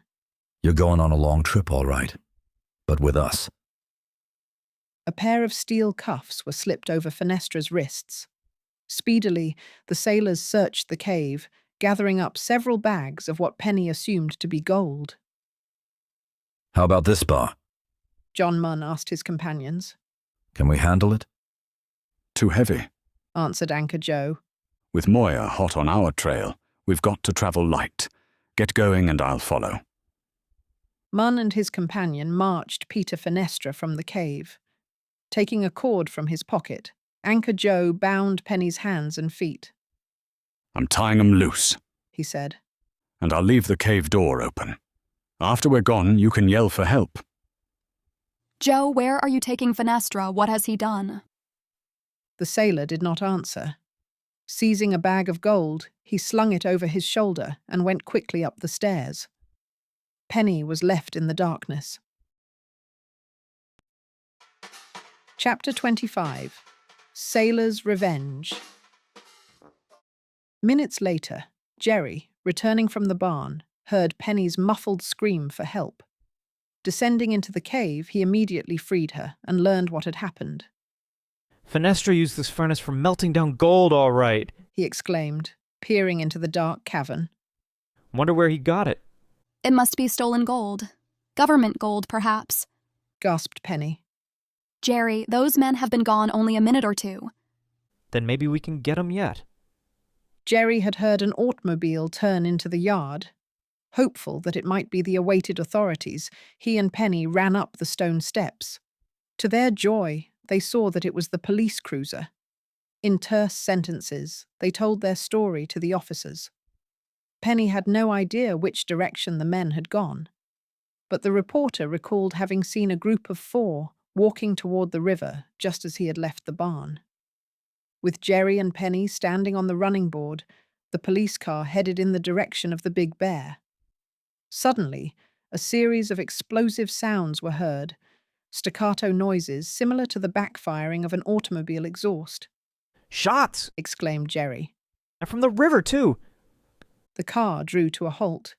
The policeman leaped out and started across the fields. Disregarding orders to remain behind, Penny and Jerry followed. Breathlessly, they reached the rim of the river. A beam of light directed their gaze to the opposite shore. A high-powered motorboat had pulled away and was fast gathering speed. Flashes of gunfire from its decks were answered by the revolvers of men on the riverbank. Shielding Penny with his body, Jerry drew her behind a tree. In a moment, as the motorboat passed beyond range, firing ceased. Then they slid down the bank to learn what had occurred. Penny saw that Peter Fenestra had been captured. He was handcuffed to Mr. Moyer, and she instantly guessed that the other 4 men were government operatives. "Find a boat and start after those 3 sailors who got away," Moyer ordered his men tersely. "I'll take this fellow to town." Penny edged forward, obtaining an excellent view of Peter Fenestra's downcast face. Quietly, she made her accusations, telling of the cave where she had been imprisoned. "So that was how the gold was melted down," commented Moyer. He then explained that for days his operatives had watched the river where they knew Anchor Joe had hidden a motorboat. Surprised in the act of taking off, the sailors had exchanged shots with the government men, but by abandoning Fenestra and the gold, they had escaped. "This man's real name is Otto Franey," Moyer revealed, indicating Fenestra. He and the 3 sailors were shipmates aboard the Duraski. "They're wanted for stealing gold?" questioned Penny. "Yes. They got away with 4 gold bars taken from the Duraski. You see, about a year ago, a consignment of gold was shipped by a Swiss bank to the New York Federal Reserve. Because of heavy fog, the bars were unloaded at the pier instead of being taken off at quarantine. They were removed in a sling and dumped on the wharf to await the mail truck." "And the 4 sailors saw a chance to steal some of the bars?" questioned Jerry. "Yes. How they accomplished it, we don't know. But hours later, a mail driver refused to sign for one of the bags because it had been slit open. 4 bars valued at approximately $14,000 each were missing. Investigation disclosed that a sailor, Otto Franey, had jumped ship. A few days later, Joe Lander, John Munn, and Jack Gwenther also disappeared. Each man was marked with an octopus tattoo, wasn't he? Penny inquired eagerly. "Yes, although I did not learn that until a day or so ago. Otto has been trying to get his tattoo removed so that it would be harder to trace him. The 4 sailors had their backs marked with an octopus design and words which read, 'All for one, one for all,' when put together. They were feeling very friendly toward each other at that time." "Then I was right," exclaimed Penny. "And the 4 conspired to steal the gold bars?" Otto was entrusted by his pals to dispose of the stolen gold. Instead, he gave them the slip and tried to keep it for himself. Evidently, he rigged up a furnace and melted the metal into usable form. But the 3 sailors trailed him here, determined to avenge themselves. As Fenestra was hustled to a waiting car, Penny told Mr. Moyer everything she knew about the prisoner, save his connection with Matthew Judson. Deliberately, she withheld information about the blackmail plot. While the prisoner was being loaded into the government car, another automobile drew up nearby. Recognizing Mr. Parker at the wheel, Penny and Jerry ran to tell him the latest news. "Full speed ahead, Chief!" exclaimed the reporter, sliding into the front seat. "We've got a big story by the tail." "A lot of good it does us," responded the publisher gloomily. "You mean the firemen failed to save the Star Building?" Penny asked anxiously. "The building saved, but considerable damage was done by fire and water. We can't use the plant for several days. It's enough to make a man ill, scooped by the opposition when the story is ours. You forget the little weekly times, reminded Penny. Old homie has everything ready to roll. I'm turning the plant over to you. To me? Mr. Parker did not understand her meaning. Yes, gather your mechanical force. The plant's yours for the night. Penny, you're the tops, the publisher exclaimed, starting the car with a lurch. Together we'll get out an extra that will be an extra. After that, Penny lost all sense of time as events transpired with rapidity and precision. As if by magic, the staff of the Star appeared to take over the Times plant. The building shook off its lethargy and machinery began to turn. Allowing Jerry to write the big story, Penny tried to be everywhere at once. She fluttered at DeWitt's elbow as he drew a dummy of the front page. Let's make it 96-point type, she urged. Splashy, a double-column story with a breakover to page 3. Anything you say, was DeWitt's surprising answer. In the composing room, printers were locking the forms, using pages previously made ready for the next issue of the Weekly Times. Stereotypers were testing the pneumatic steam tables. Pressmen, under old Horney's direction, oiled the double-deck rotaries and tightened bolts. At last came the moment when the starter plate was fitted into place on the cylinder. With a half-turn of a T-wrench, old Horney made it secure. "She's ready," he announced, flashing the signal light. "You push the button, Penny." Trembling with excitement, she started the press rolling. Faster and faster it went. In a moment, papers dropped so swiftly from the folder that her eye could not follow. A conveyor carried them upward over the presses to the distributing room. Mr. Parker offered Penny a paper, smiling as he saw her stare at the nameplate. Instead of the Star, it read, "The Weekly Times." Why, Dad, she exclaimed. They've made a mistake. It's no mistake, he corrected. This is your extra. Your name appears as managing editor. So that was why DeWitt was so agreeable to all my suggestions? She laughed. I might have guessed. Later, while newsboys cried their wares, Penny and her father sat in the private office, talking with Matthew Judson. From his own lips they learned how he had submitted to blackmail rather than disgrace Pauletta by returning to prison. Your case is a deserving one, Mr. Parker told him kindly. I assure you we'll never publish the story, and I'll do everything in my power to help you obtain a pardon. Before leaving the office, Mr. Judson promised Penny he would tell his daughter the truth, allowing her to break her engagement to Major Atchley if she chose. "We'll go away somewhere," he said. "California, perhaps. Although I'll never try to publish a paper again, at least my life will cease to be a torment."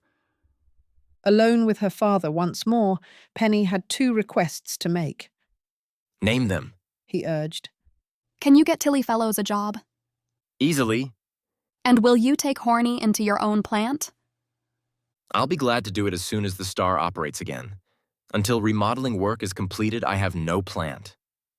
Yes, you have, Dad. This building is yours if you can make arrangements with Mr. Veely. Penny, you're willing to give up the weekly? Willing? She laughed. I'm hilariously crazy to get rid of it.